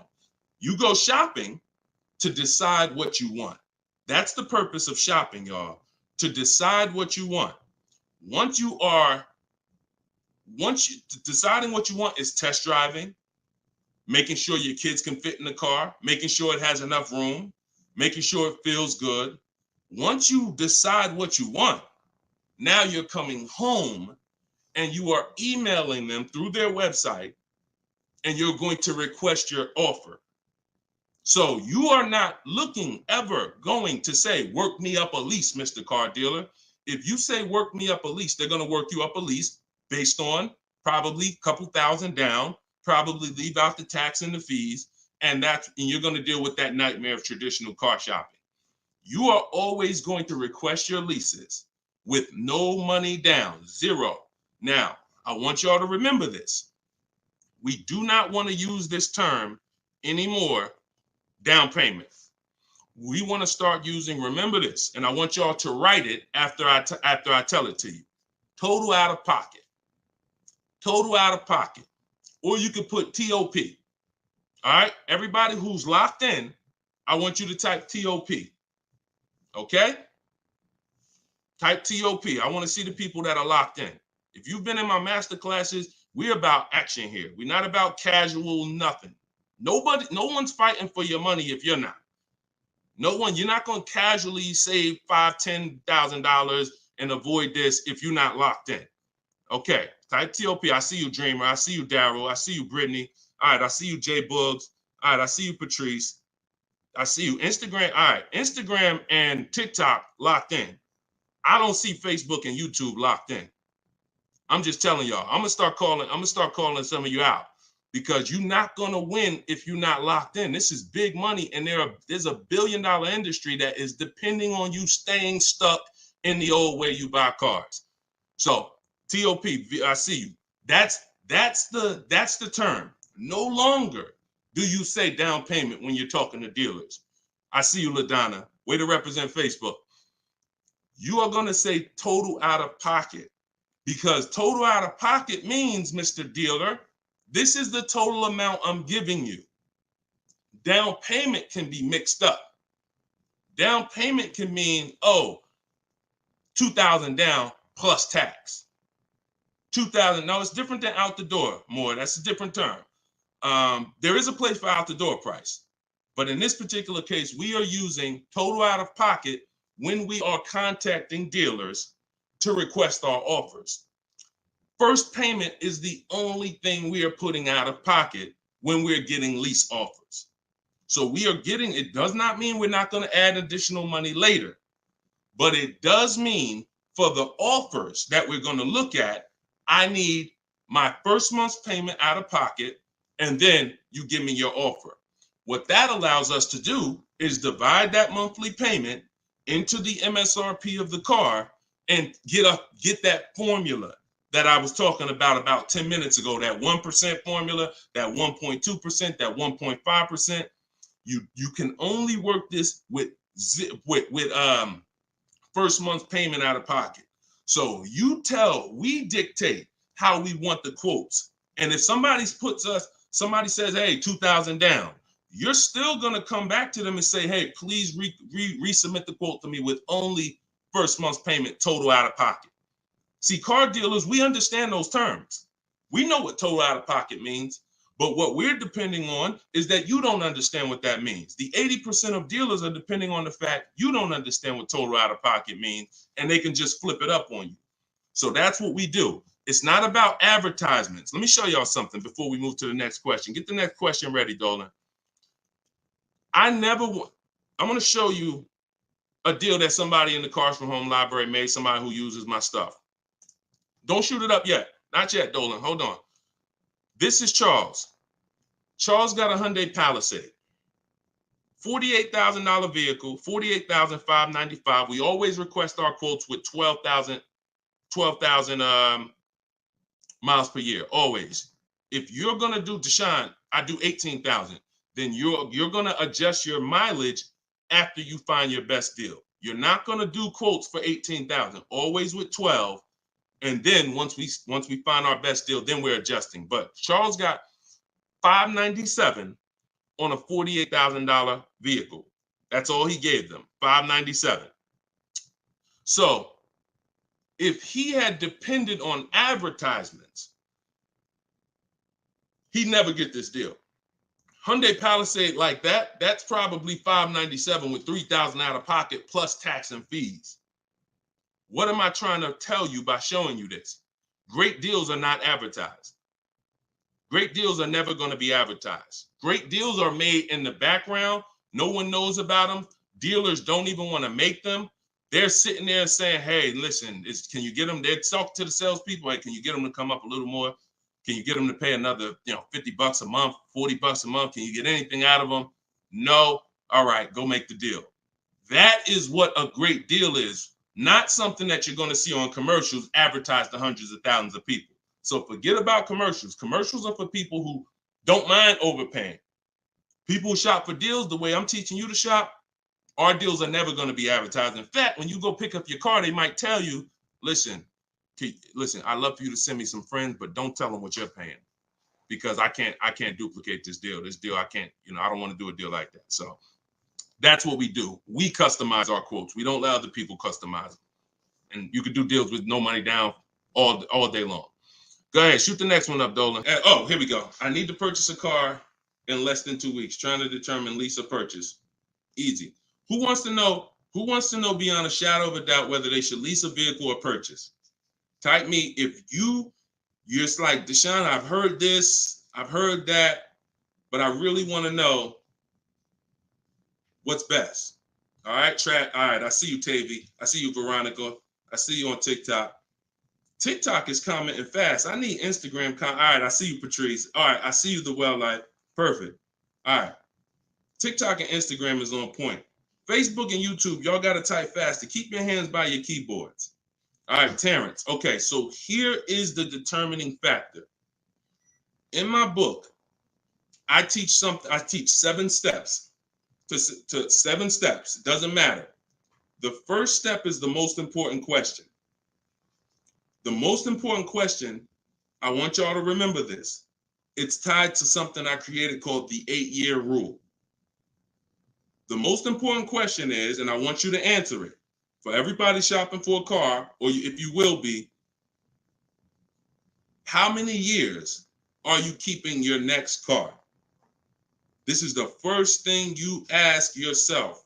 This is the first thing when your family is looking for a car, your son, your daughter, your spouse. The first thing you're asking yourself is, how many years am I keeping the next car?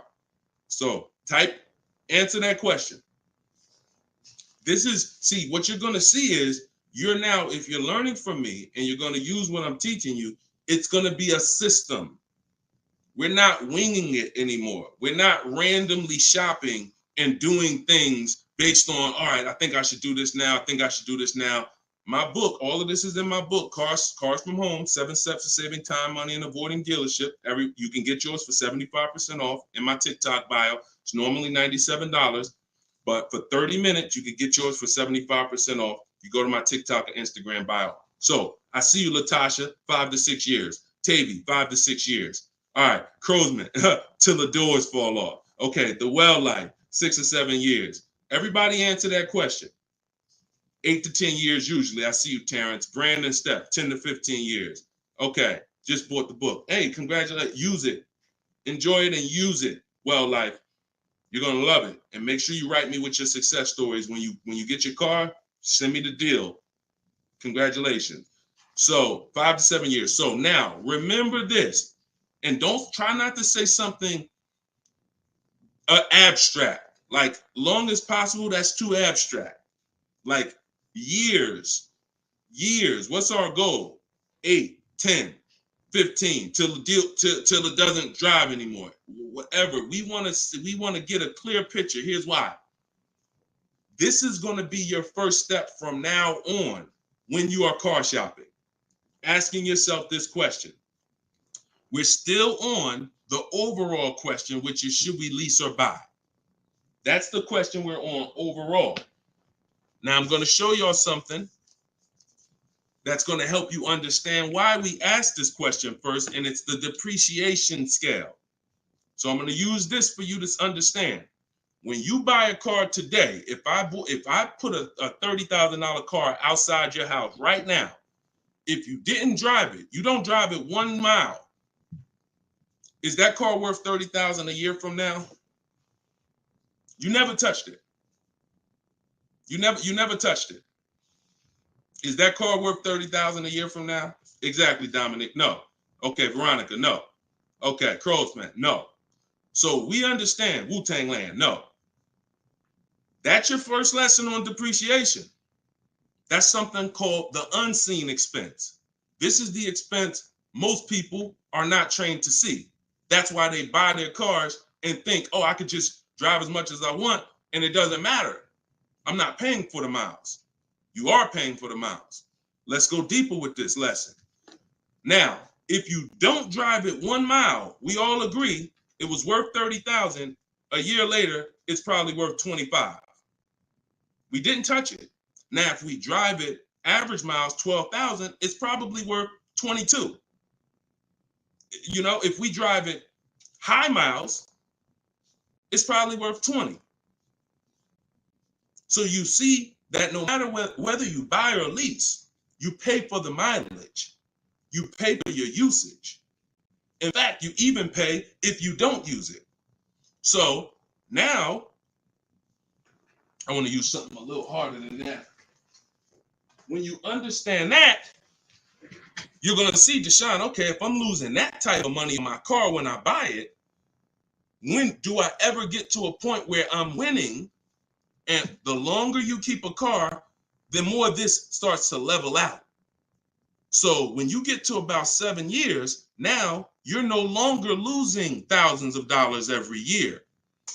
This is the purpose of the purchase, is to get to a point where your car is no longer losing value every year and you can keep it and it becomes something that is an asset because it's not taking money out of your house and you're not losing money. Now, the mistake is when you people who answered, if you're a person who said 5 years, 4 years, 3 years, 6 years, your mistake is buying a car and you trying to replace it while it's still on this type of drop. That's why you're never happy when you go trade your car. That's why you have negative equity, because the asset value is so low because it's dropping like a brick every single time for the first 5 years, every single year, first 5, 6 years. How do we avoid that long term? So every one of you that said, Deshone, 8 years, 10 years, you should be purchasing. Deshone, what if I'm not keeping it that long? You should be shopping for leases, because you cannot compare. Look at Danielle. Look at Danielle. Danielle's lease deal, she got $44,000 Audi A3. She's paying $550 a month. No money down. That same car, if she bought it, would be $900 a month. Every $5,000, some of you know, is about $100 a month on a 5-year loan. Depends on what the interest rate is. So that same car that she's driving for $550 would be about $900 a month to buy. So we have to understand, the leasing versus buying question is so easy once you just follow these parameters. You are avoiding depreciation when you get great lease deals. or you're avoiding depreciation when you buy and keep 8+ years. Anytime in between that or any other strategy, you are not avoiding depreciation. The unseen expense is what's taking the most money from your household, is the unseen expense. Everybody clear on that so far? If you're clear on that, type clear. If you're clear on that, type clear. I call this the 8-year rule. You will not, if you stick to this, you will win every time. And if you break this rule, you're going to lose every time. See, I can't help you get a great deal if you bought when you should have leased. Think about Danielle's deal that I just told y'all about. $550 a month on an Audi A3. Even the person who bought and they were paying $900 a month, even if they saved another $5,000, got a ridiculous deal off the car, which we could get. We help you get the best deal. That's no problem. But if you bought it, you're still $8 something a month. So if your deal is on the wrong foundation, there's no way to get a great deal. So buying versus leasing, the most important question, the 8-year rule, is your first step always. Okay, and I see a lot of people typing clear. So good. Okay, shoot the next question up, Dolan. And I know some of you are like, Deshone, I was taught all my life, don't lease. If you weren't keeping your cars 8 years, then those people who taught you that owe you some money. They're not going to give it to you, but unfortunately, they have cost you money. I followed your process and leased 2 cars. Your approach is easy and very transparent. This is Instagram. I appreciate this. The dealerships could not hide. Appreciate you. Come on. See, that's how I want every one of you talking. That's how I want every one of you talking. We're no longer negotiating to get our best deals. We are sorting and letting people come to us.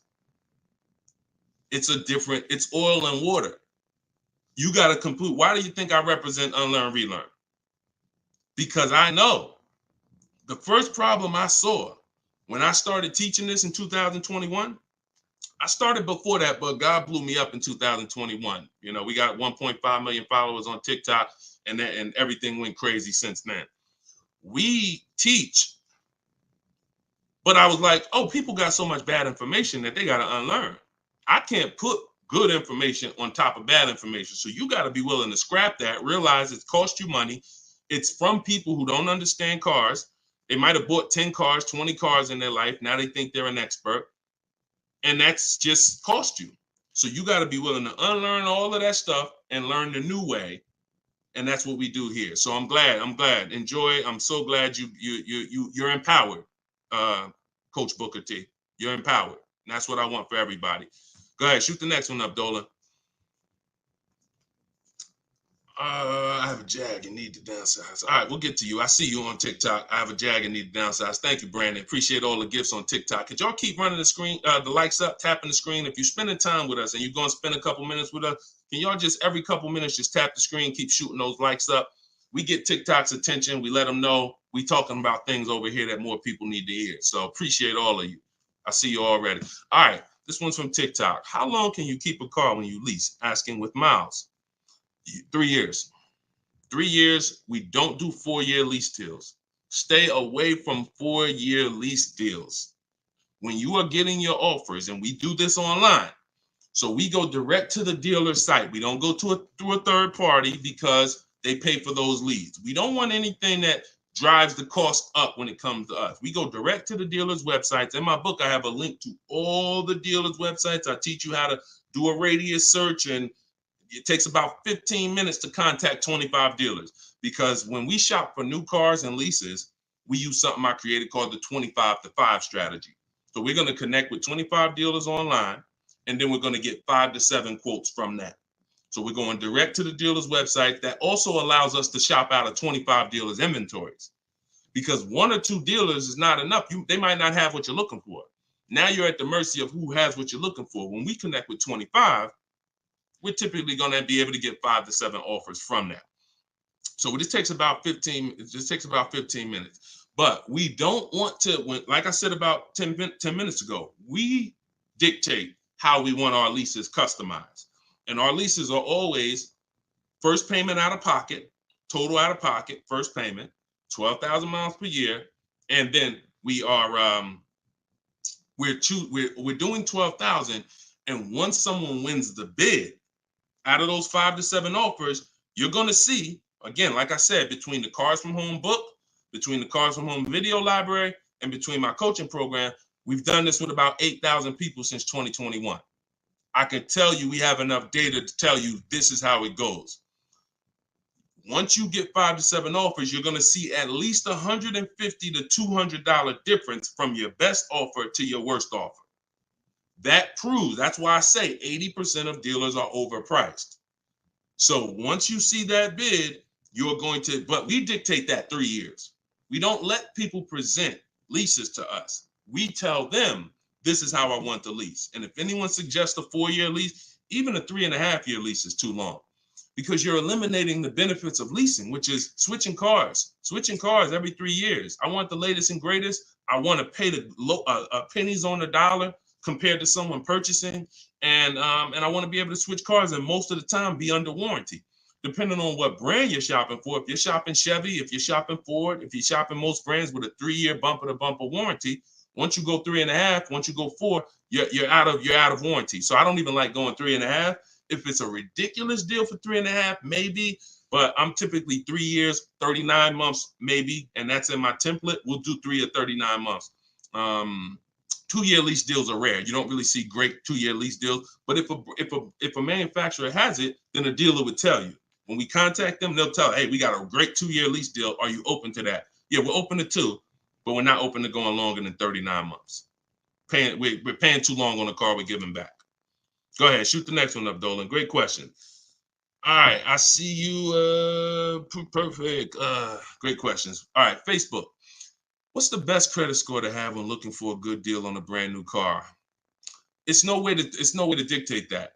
All you can do is now, if you're at a point where your credit is in that fair range, which is in that low 6s, mid 6s, then I would tell you, if you can, get yourself up to close to 7, get yourself up to 680, 690, 700, because that fair range is but that's really mostly with leases.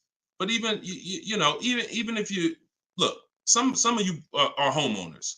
When you buy a house, we're trying to get our credit to wherever it needs to be. If it's not there from the get-go, realtors will tell you, get your credit here so that you can get a mortgage. If you have the luxury of time, then sure, work on it. But our process, the bank bidding war process, eliminates the need for you to actually do this, because what it's going to do is going to, no matter where you find yourself at, you're going to get so many bids, you're going to make sure that whatever the best loan was that you could qualify for, you got it. I talked about the bank bidding war at the beginning of the show. So y'all know, if you're on YouTube, watch the replay, rewind it, watch the replay. We are live at 12 and 3 p.m., y'all. We're doing Monday, Tuesday, Thursday, Friday, 12 p.m., 3 p.m. We are live. Actually live, but throughout the day we rebroadcast these shows so that more people can see them. But in any time outside of that, I want you to go back and watch the replay if we answer something that you ask. And you want to find out, if you get the book, you'll see the bank bidding war that I send out with the book. That's how we get banks and credit unions to bid for our loan. But I explained it earlier in the show. All right, shoot the next one up, Dolan. All right. This one, showing up from YouTube. Quick question. Would you pay $9,000 for an SUV with $164,000 on the dash? It's a 2014. All right, so great YouTube name and picture. Shout out to The Last Dragon. No. Well, look, it's car specific. When we shop for used cars, who's going to be shopping for a used car? Type a letter U. I want y'all to listen up. We use a process called the multiple marketplace strategy. This is in my, now I told y'all, our process for shopping for new cars is, or new cars and leases, is the 25 to 5. Our process for shopping for used cars is the multiple marketplace strategy, because we want to be on every marketplace that has a car. And there's 8 of them: Driveway, Carvana, CarMax, Carfax.com, Car Gurus, AutoNation, Cars.com, eBay Motors, and I'm missing one. These all have different inventory. Now, some of the inventory is the same. I've seen times where you go on you go on Auto Trader, and the price hasn't been updated, but you go on Car Gurus and the price has been updated. So there's a car for 36. Same car on Auto Traders is 34. So you must be on all marketplaces. But then there's a process that we use to sort down to get a quality car. First thing we're going to do is, if you are aiming for a car, you need to do a longevity check and a reliability check. This takes 5 minutes. We type in the year, make, model into Google, reliability, and we skim those first couple articles. If you see a bunch of stuff that says questionable reliability, 7 out of 10, 6.5 out of 10, that's enough to eliminate the car, in my opinion. After you type in reliability, and look, my whole process for shopping takes 60 to 90 minutes. So everything I'm telling you to do are 5-minute things, 20-minute things, 15-minute things. We do this right from home.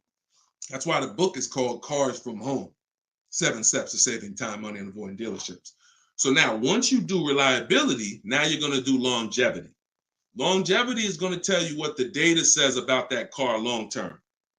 If it has transmission issues, if it's not known for lasting. Sometimes the longevity records on Google will say this car is known to last 200 to 300,000 miles. So that's the first thing. Thank you, Mr. Super. I see you. That's the first thing. Before we even look at a car and consider it, we got to make sure we do that 5-minute check. Now, once we move past that, now we're moving into our process of sorting down, because we could have a good car with good data, but we could get a bad car based on the previous owners. So first thing we're looking at is the Carfax. Carfax. We want to know what that title's like. Is it salvage? Is it rental? Is it frame damage? Is it rebuilt? We're eliminating those. Now we're moving on to service records. This is the biggest indicator, in my opinion, on if a car was taken care of. It's not title history. It's not accident history. It's service records. Service records. So if I see a car and I see that the service has been done year by year, whether it's a one owner, and I can see every couple thousand miles, service. Great indicator. Great indicator. Opposite is also true. Hold on, Darryl, it's in my TikTok bio. You won't leave the broadcast. He said, how do I get the book? Go to my TikTok bio, click that link. You'll see a link for 75% off for 30 minutes. Grab your copy. It'll be in your inbox in a couple minutes. Okay? And everybody who's on here, you can get your copy for 75% off my new digital book. And I do updates. So anything changes in the market, I update it so that it stays fresh, it stays relevant. So once we move past service records, now we're moving to accident history. Now, all accidents aren't created equal. If you see an accident and it says airbags deployed, that's a deal breaker for me. If you see an accident and it says vehicle towed, that's a deal breaker for me. If you see an accident and it says vehicle drivable, minor accident, that's not a deal breaker for me. Depending on, I'll put it in my top 5. Doesn't mean it's going to be the one that wins, but I will put it in my top 5, top 7. So these are the things that you're looking for when you actually are shopping, trying to make sure the car is good. It's not just the year. It's not just the price. Forget about that. That comes later. It's not the mileage. Those things come first to dictate, is this a good car? Car could have 60,000 miles on it. If it has bad title history, bad accident history, no service records, it's a troubled car. So that's the system. As I said, everything I want you to do from now on is shop with a system. So you are not winging it anymore. You follow those systems. Again, there's no guarantees. But if you have a strategy and you're like, okay, I'm taking the steps to do my best to make sure that whatever I put my money in, I've done the due diligence, 9 times out of 10, you're going to win. versus just winging it? Okay, great question. Great question. Shoot the next one up, Dolan. Oh, by the way, I teach a strategy where you might not know. I'm getting ready to give y'all some game. The whole show is game, but I'm gonna get ready to give y'all one of my secret strategies. It's in my book. I got a lot of stuff in my book. A lot of stuff. But a lot of you don't know when you're on these marketplaces. Keep that question ready. We're gonna go to that next one in 2 seconds. That Carfax, many dealers have agreements with Carfax. So when you're on these marketplaces, you might see Carfax, they'll try to sell you a Carfax. What we do is we bypass we'll go to the dealer's website and we'll see if they have a free Carfax there. Because if that dealer has an agreement with Carfax, that means every car in their inventory, they'll be able to get a Carfax on the dealer's website. I told you, we use Carfax because Carfax is the only one right now that shows service records. The other auto check does not show service records. And I will not buy a car, and I would not suggest you ever buy a car without seeing service records. All right? That's what we do. Go ahead, shoot the next one up, Dolan. What does residual amount mean? Well, that's the amount that okay, so let's say when you lease, there's a percentage you pay for, and there's a back-end percentage. The back-end percentage is what they want the car back for, and they're going to sell it and, make money. Now, we'll see if we can sell it. We always see if we can sell a lease, if we can make money. We do an equity assessment at the end, but the residual amount, let's just say the car is broken into 2 halves. 40% is what you're going to pay for, and you're going to pay interest on that 40%. And then the 60% is what's left, and that goes back. That's what happens when the dealer comes back. That's when you give it back to the bank, not the dealership. That doesn't matter to us. We do not shop based on residual values, money factors. We do not shop based on that. We get bids because we can't control that. I've had people in the years come in, Wall Street finance guys come in with their finance calculators, asking me the money factor. And when I give them the money factor, we're converting it to an interest rate multiplied by 2,400. And they're like, okay, they're doing all this math, and it's not going to help them because all they're doing is one-to-one negotiating. You don't get your best deal doing one-to-one negotiating. You get your best deal by making multiple dealers submit offers and bids. So you can know the residual all you want. You don't know the rebates. What if there's no rebates? You don't know that. You don't know you don't know if I'm an 80% dealer and I'm not going to discount, or I'm going to mark my car price up $2,000 and then take off that $2,000 and make you think you won. But all I did was take off the $2,000 that I was overcharging anyway. So you don't know who you're dealing with. That's why one-to-one never works. Sitting at home and getting bids from at least 5 dealers. My way is the 25-to-5. We're going to connect with 25 dealers online on their website, send them my template. You can send them an email, letting them know what you want. In my book, I have links to my templates and my video library. You're using all my stuff and you're not talking. We connect with 25 and we're looking to get 5 to 7 offers. That's the only thing we can control. We can't control the residual amount. We can't control the money factor. We don't shop like that. It's not going to help you. In fact, it'll slow you down and it'll hurt you because you're overanalyzing things that don't even matter. And trust me, I love numbers. I love numbers. I was in calculus in 11th grade, so I can do this stuff in my daggone sleep. But what I don't want is to teach you to do that because I don't do that. It doesn't take that. None of these people that you see, look, when you see Eddie, matter of fact, hold on. When you see, look, let me show you Benita.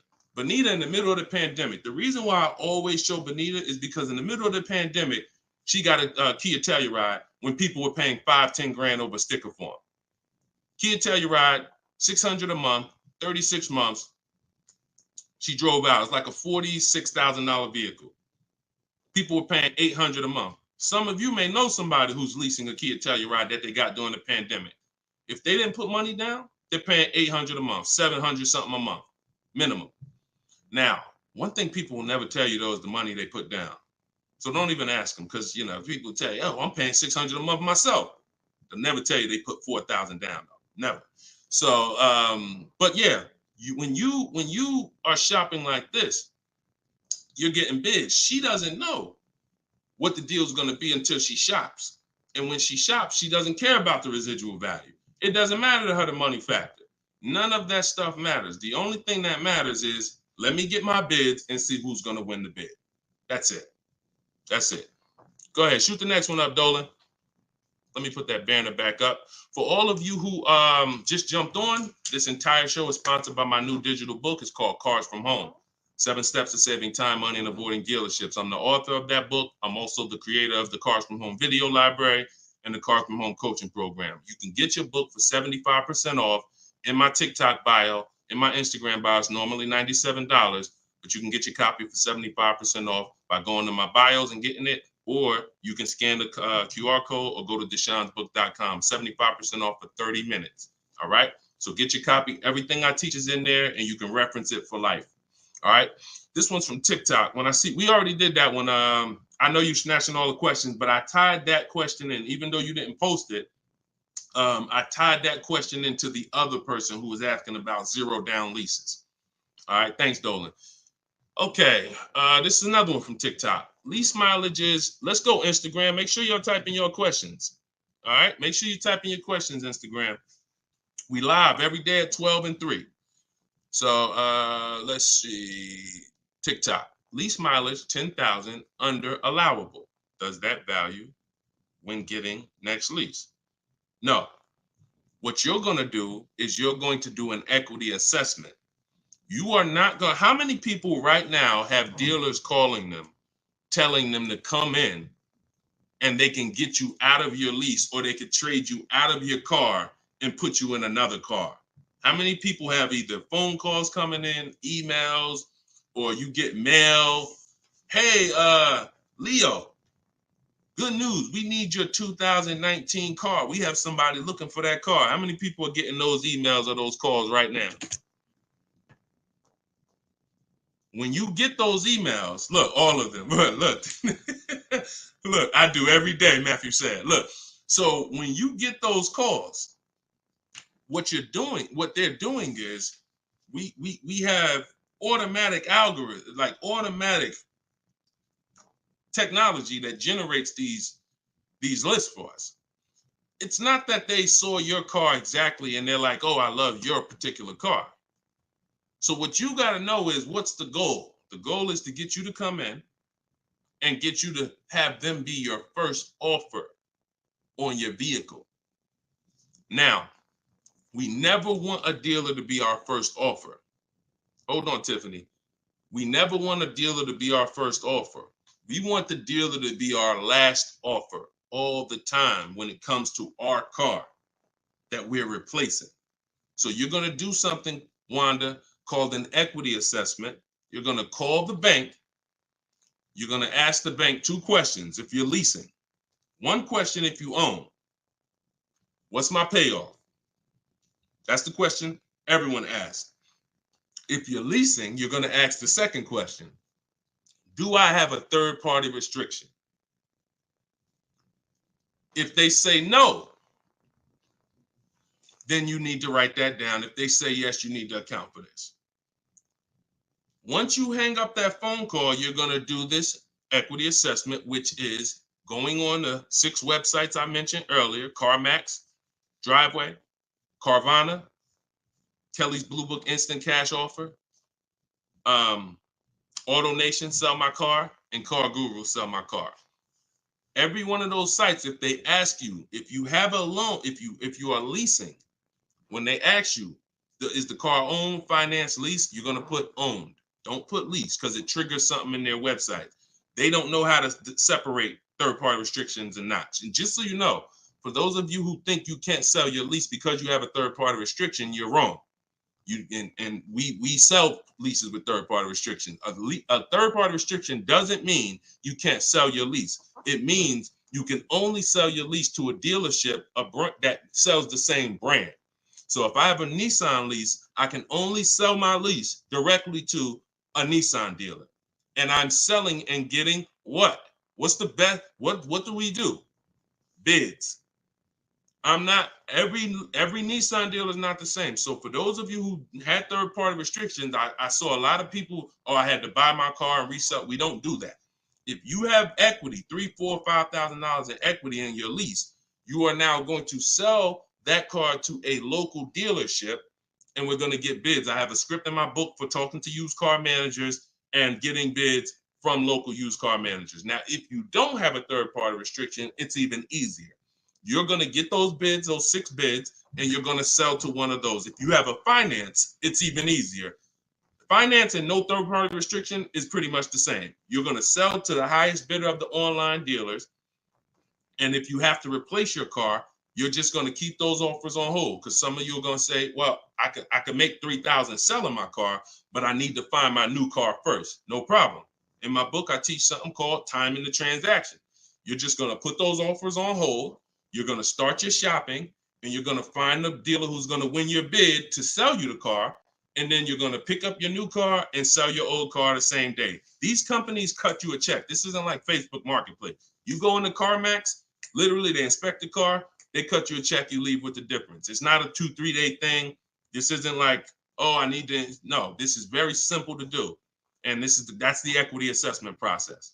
We get bids on everything. Our old car, our new car we're buying, our loan. Everything's a bid. All right, everybody clear on that? If you're getting value out of the show so far, I want you to type $signs. If you're getting value out of the show so far, type $signs in the comments. I want to make sure that we're getting value out of what we're talking about. And then we're going to go to Tiffany's question. All right, I see you, Brandon. All right, perfect. All right, I see you, Denise. I see you, Terrence.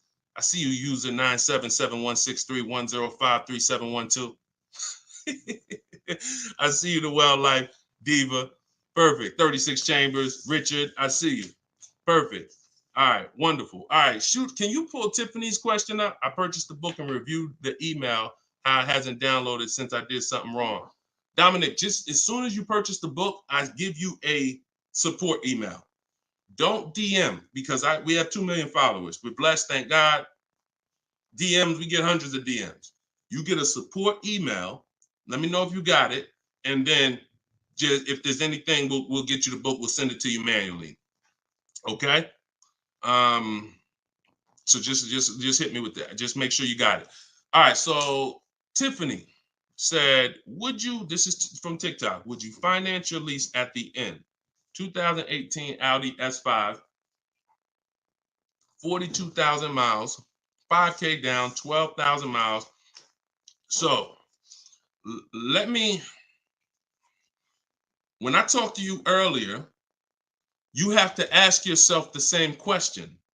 If you were here earlier, the most important question is, how many years are you keeping the next car? You're going to ask yourself the same question right now, because you're about to buy another car. You have to see your lease. Buying your lease, you have to see it as buying another car. It's a used car.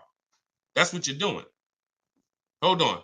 Okay, LA Connect, do me a favor. Hold on. LA Connect, shoot me a DM. I'll look for your DM, and you get the support email. You don't get the support email. As soon as you purchase, the thank you page says, here's the support email. So, and check your spam and check your junk folder, okay? Because we got a pretty sophisticated email technology that is spot on most of the time. I'm not going to sit up here and tell you it's perfect, but I mean, we deliver a lot of books without issue. So sometimes it's in spam, sometimes it's in the junk folder. Okay, so that's how you have to see buying your lease. You're buying a used car. The only difference is it's your car. That's the only difference. You don't, instead of going to look for a used car, you're saying, I'm going to buy that used car. So the same question exists. How many years are you going to keep the car? Now, if you say 8, you're not going to break the 8-year rule. Then you could buy it. But if it's not 8, it makes 0 sense not to be shopping for another lease. I'm going to tell you why. One, the depreciation. And I'll talk to you about, I'll do a quick scenario of, because some people say, Deshone, when I buy used cars, they don't depreciate as much as used cars, but you still pay more than people who get great lease deals, than people who get great lease deals. You're still paying more money, and now you're paying more money for a for a worse car. So, but when you are looking at these scenarios, most people are going to finance for a 5-year or 6-year loan to buy their lease out. but you've already had the car for 3 years. So you have to say to yourself, what's the likelihood I'm going to keep this car that I've already had for 3 years for another 3 years? Tiffany, if you didn't get if the new lease payment, if that's not the best offer out of 5 dealers, then that doesn't matter to me. Because we don't care about what one dealer says, especially a dealer who's going to try to see you. Some of you are too loyal to these dealers, and you got to stop. I'm not loyal to any dealer. No one who listens to me is loyal to any dealer. We are done with being friends with dealers. We don't need to go to a barbecue with our car salesman. We don't need to do that anymore because we need to make car salespeople compete and different dealers compete. Tons of people will walk in, get one quote from an old dealer or a dealer that sold them 2 cars, and that quote is $900 a month, and they're like, oh, I guess that's what the car costs. Not realizing, no, that's what the car costs from that dealer. That's what it costs from that dealer. Your competition is going to be $1,000 a month, $1,050 a month, $850 a month, $790 a month. I told you, when you shop the correct way, you are going to expose the dealers that are overpriced. That's why that person who came on here, who Dolan put that comment up that said, hey, I use your stuff, dealers can't hide. Because it's an exposing of the overpriced car dealers. We see the people who are overcharging us, because when we see that best offer is $790, and then we see another offer for $840, another offer for $890, another offer for $920, we realize all of those other higher price offers were taking a shot at us, hoping that we weren't going to shop them. But that's okay. We're buying from the 20% who beats their offers. So before we ever make a decision to leave, we must shop 5 offers, and none of you are going to realize that this is right. See, like I said, between my book, the Cars from Home Library, and my coaching program, we've helped 8,000 people since 2021. These are the numbers. 80% of dealers are overcharging you. And if you don't have multiple offers in front of you, at least 5, you're not going to ever find the best price dealers. And you don't do this the hard way, going into dealer to dealer to dealer. You do this sitting at home on these dealers' websites, requesting your offers, looking at offers strategically. That's why my book is called Cars from Home. My system is called Cars from Home. We spend time here. We're not in a dealership for more than 30 minutes. Okay, so getting back to your question about buying your lease, I'm not buying a used car. I'm not switching my strategy. The philosophy of going from a lease to a purchase is a total strategy shift. That means I'm going from a short-term person who doesn't like maintenance, who doesn't want to put more long-term, who doesn't want to keep a car long-term. I want to be under warranty most of the time. I want to drive cars for pennies on the dollar, compared to people who buy. Now I'm switching that to become a long-term person, because there's a different set of values when you're buying cars for 8 to 10 years to 12 years. That means I'm going to pay off my car. I'm going to get to the point where it's not depreciating a lot anymore. I don't care about having the latest and greatest. Once my car is paid off, I just got a car that's 7, 8 years, 9 years old, but I'm going to keep it in my family for a long time, and I'm going to win that way. I'm going to win by having that car 10 years. The longer I keep it, the less I paid for it. If I keep a car 15 years, the less I paid for it. I keep it 12 years, the less I paid for it. So it's 2 sides of the spectrum. That's why when you buy your lease, you're going from one mindset to an entirely different mindset of buying a used car. So the best thing to do is just learn how to shop the way I'm teaching you to shop, so that you can get great lease deals. They are out here. I showed you Bonita. Bonita got a great lease deal middle of the pandemic. Middle of the pandemic, when there was blood in the street, people coming out of car dealerships with axes in their head. That's how much they overpaid. That's how much they overcharged. They are 10,000 over sticker, 8,000 over sticker. Bonita's taking deals down. We've been doing this, but the only way you're going to get great deals is to stop shopping the way they want you to shop, and start shopping the way you should shop, which is being in control, making people bid for your business. And you're going to get entirely different results. You're going to realize, dang, these dealers been overcharging me. That's perfect. That's perfect. All right, go ahead, Dolan. Shoot the next one up. We got a couple more minutes. Try to get through as many as possible. All right, this one's from Instagram. I'm reaching out to dealers. Point. I'm ready to compare price. I don't know what to say. You don't talk. If you're doing it my way, you should be on their email. Now, if you're doing it the manual way, which I'm not even going to teach anymore. I used to say on some of the older broadcasts, I would say call, talk to a sales manager. But I want to do it by email. We go to a dealer's website. We use the contact tab. We tell them what we want. And then we're having conversations from there. Now, we do that. We do that with 25 dealers. We always get a separate email. These are the little things that we must do to make our in my book, in everything I teach, it's for a reason. We get a separate email, we get a Google Voice phone number, because we're not talking to people. If we're talking to anybody, we're talking to sales managers. We are not talking to salespeople unless we're setting up a test drive. And even that, there's a way we do it. We want to talk to the most experienced salesperson. We want to talk to the person who has a great history, who everybody loves. We want to talk to the person, because the wrong salesperson won't even have the car ready for you when you get there to test drive. New salesperson just started, he over there, thinking about how he'll just, so we got to even act for the right salesperson to set up a test drive. But we're not talking. See, when you're not talking, you can stay out of emotion. Even the first time you use my stuff and you start using my scripts and my templates, you're still going to be a little emotional, unless you're just, some of you have a very like stoic personality. Some of you have a very, whether it's military or whether it's just your natural personality, you don't get emotionally involved. This is what you need to be. And some of you who are emotional, you're going to see there's no reason for me to be emotional anymore using this. I'm at home, I'm in control, I'm making people bid, and I'm not talking to people where they can get me emotional and I can say something that's going to hurt me or cost me money. So we are doing all of this online through their website, letting them know what we want, requesting our offers. And like I said, we do something called the 25-to-5 strategy, where we're connecting with 25 dealers online to get 5 quotes. That's how we shop for new cars and leases. Not used cars, new cars and leases. So you shouldn't be talking saying, I don't know what to say. You are reaching out to them. First thing we're going to do is let them know what we want. After we confirm the dealer has what we want, then we're going to request our quote and our offer.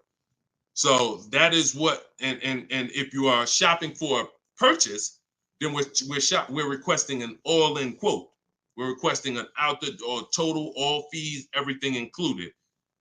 And if we're shopping for a lease, I talked about earlier how we get our lease quotes and how the format that we have when we're shopping for our lease quote.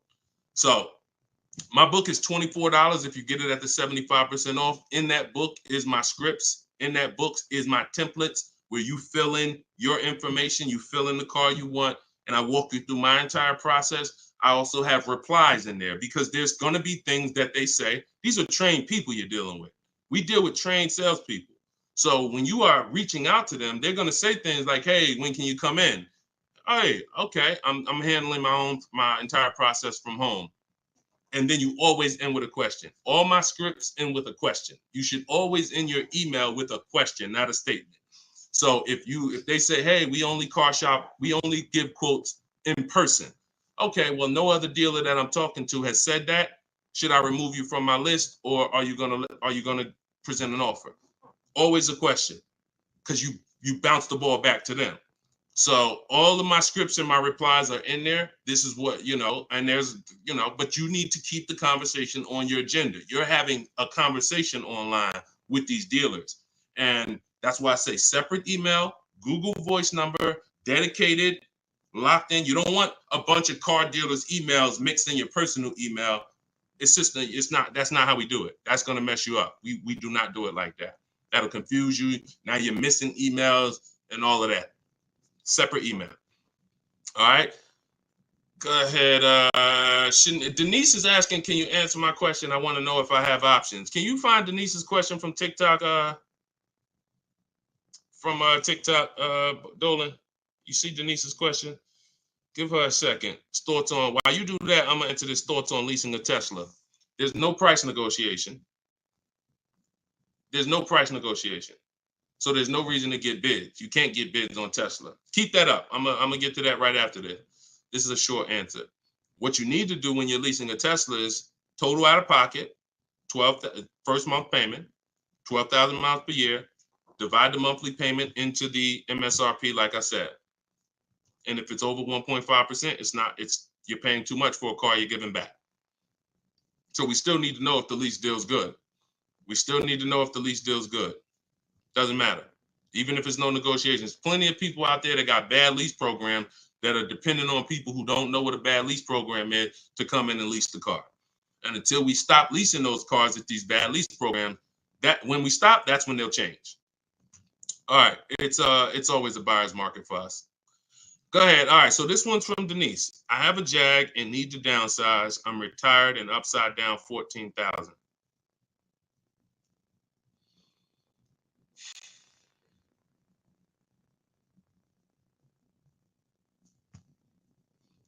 See, here's the bad part about negative equity. The damage is done. I wish I was the person who could, give back. A lot of what I'm talking to y'all about is I'm shouting from the hills and warning you. It's up to you to take the warning. But in this particular case, with negative equity, the damage is done. Now, how do we get out of it? It's only two ways. I talked to you about that earlier. Now, in your particular case, now there's a third way. It involves the car. If the car is totaled or stolen and you don't recover it and you have gap insurance, then the car is. So I can't say there's not another way, but we can't plan on that. That's insurance fraud. So in the case of what's legal and ethical, you can only sell a car or trade into or replace it with another car. And in the case of negative equity, if you can't sell the car and pay the difference, go to YouTube. After this, I spent probably 8 to 10 minutes talking about how to get out of negative equity. There's 3 ways. 2 of them lead to a new car, 1 of them doesn't. If you can't use one of the 2 ways, which is paying the difference between what you owe and the highest bidder, then you have to transfer that to another car, in which case you have $14,000. What's your car payment? How much is your car payment?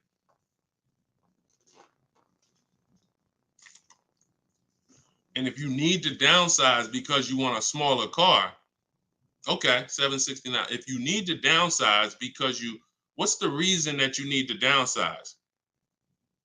Is you need a lower payment, or you just need a smaller car? Lower payment or smaller car?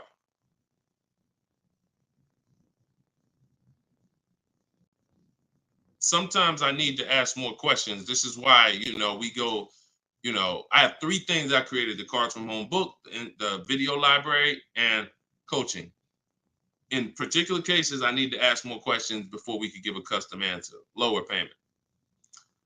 So you got to look at it like this. Most people should be transferring negative equity into a lease. Now, once you actually bring 14,000 over, and your negative equity amount should always be based on you getting the offers. It shouldn't be based on what you think or what a dealer told you the car is worth. So that's one thing. Let's start there. Equity assessment, you need to rewatch the show. You need to see that segment. If you have my book, you need to follow the segment on the equity assessment to find out what your real negative equity is. That is on a 39-month lease, bringing that over, you're talking about $14,000. That right there is $358 a month. You know what you possibly could do? Try listing the car on Swap a Lease.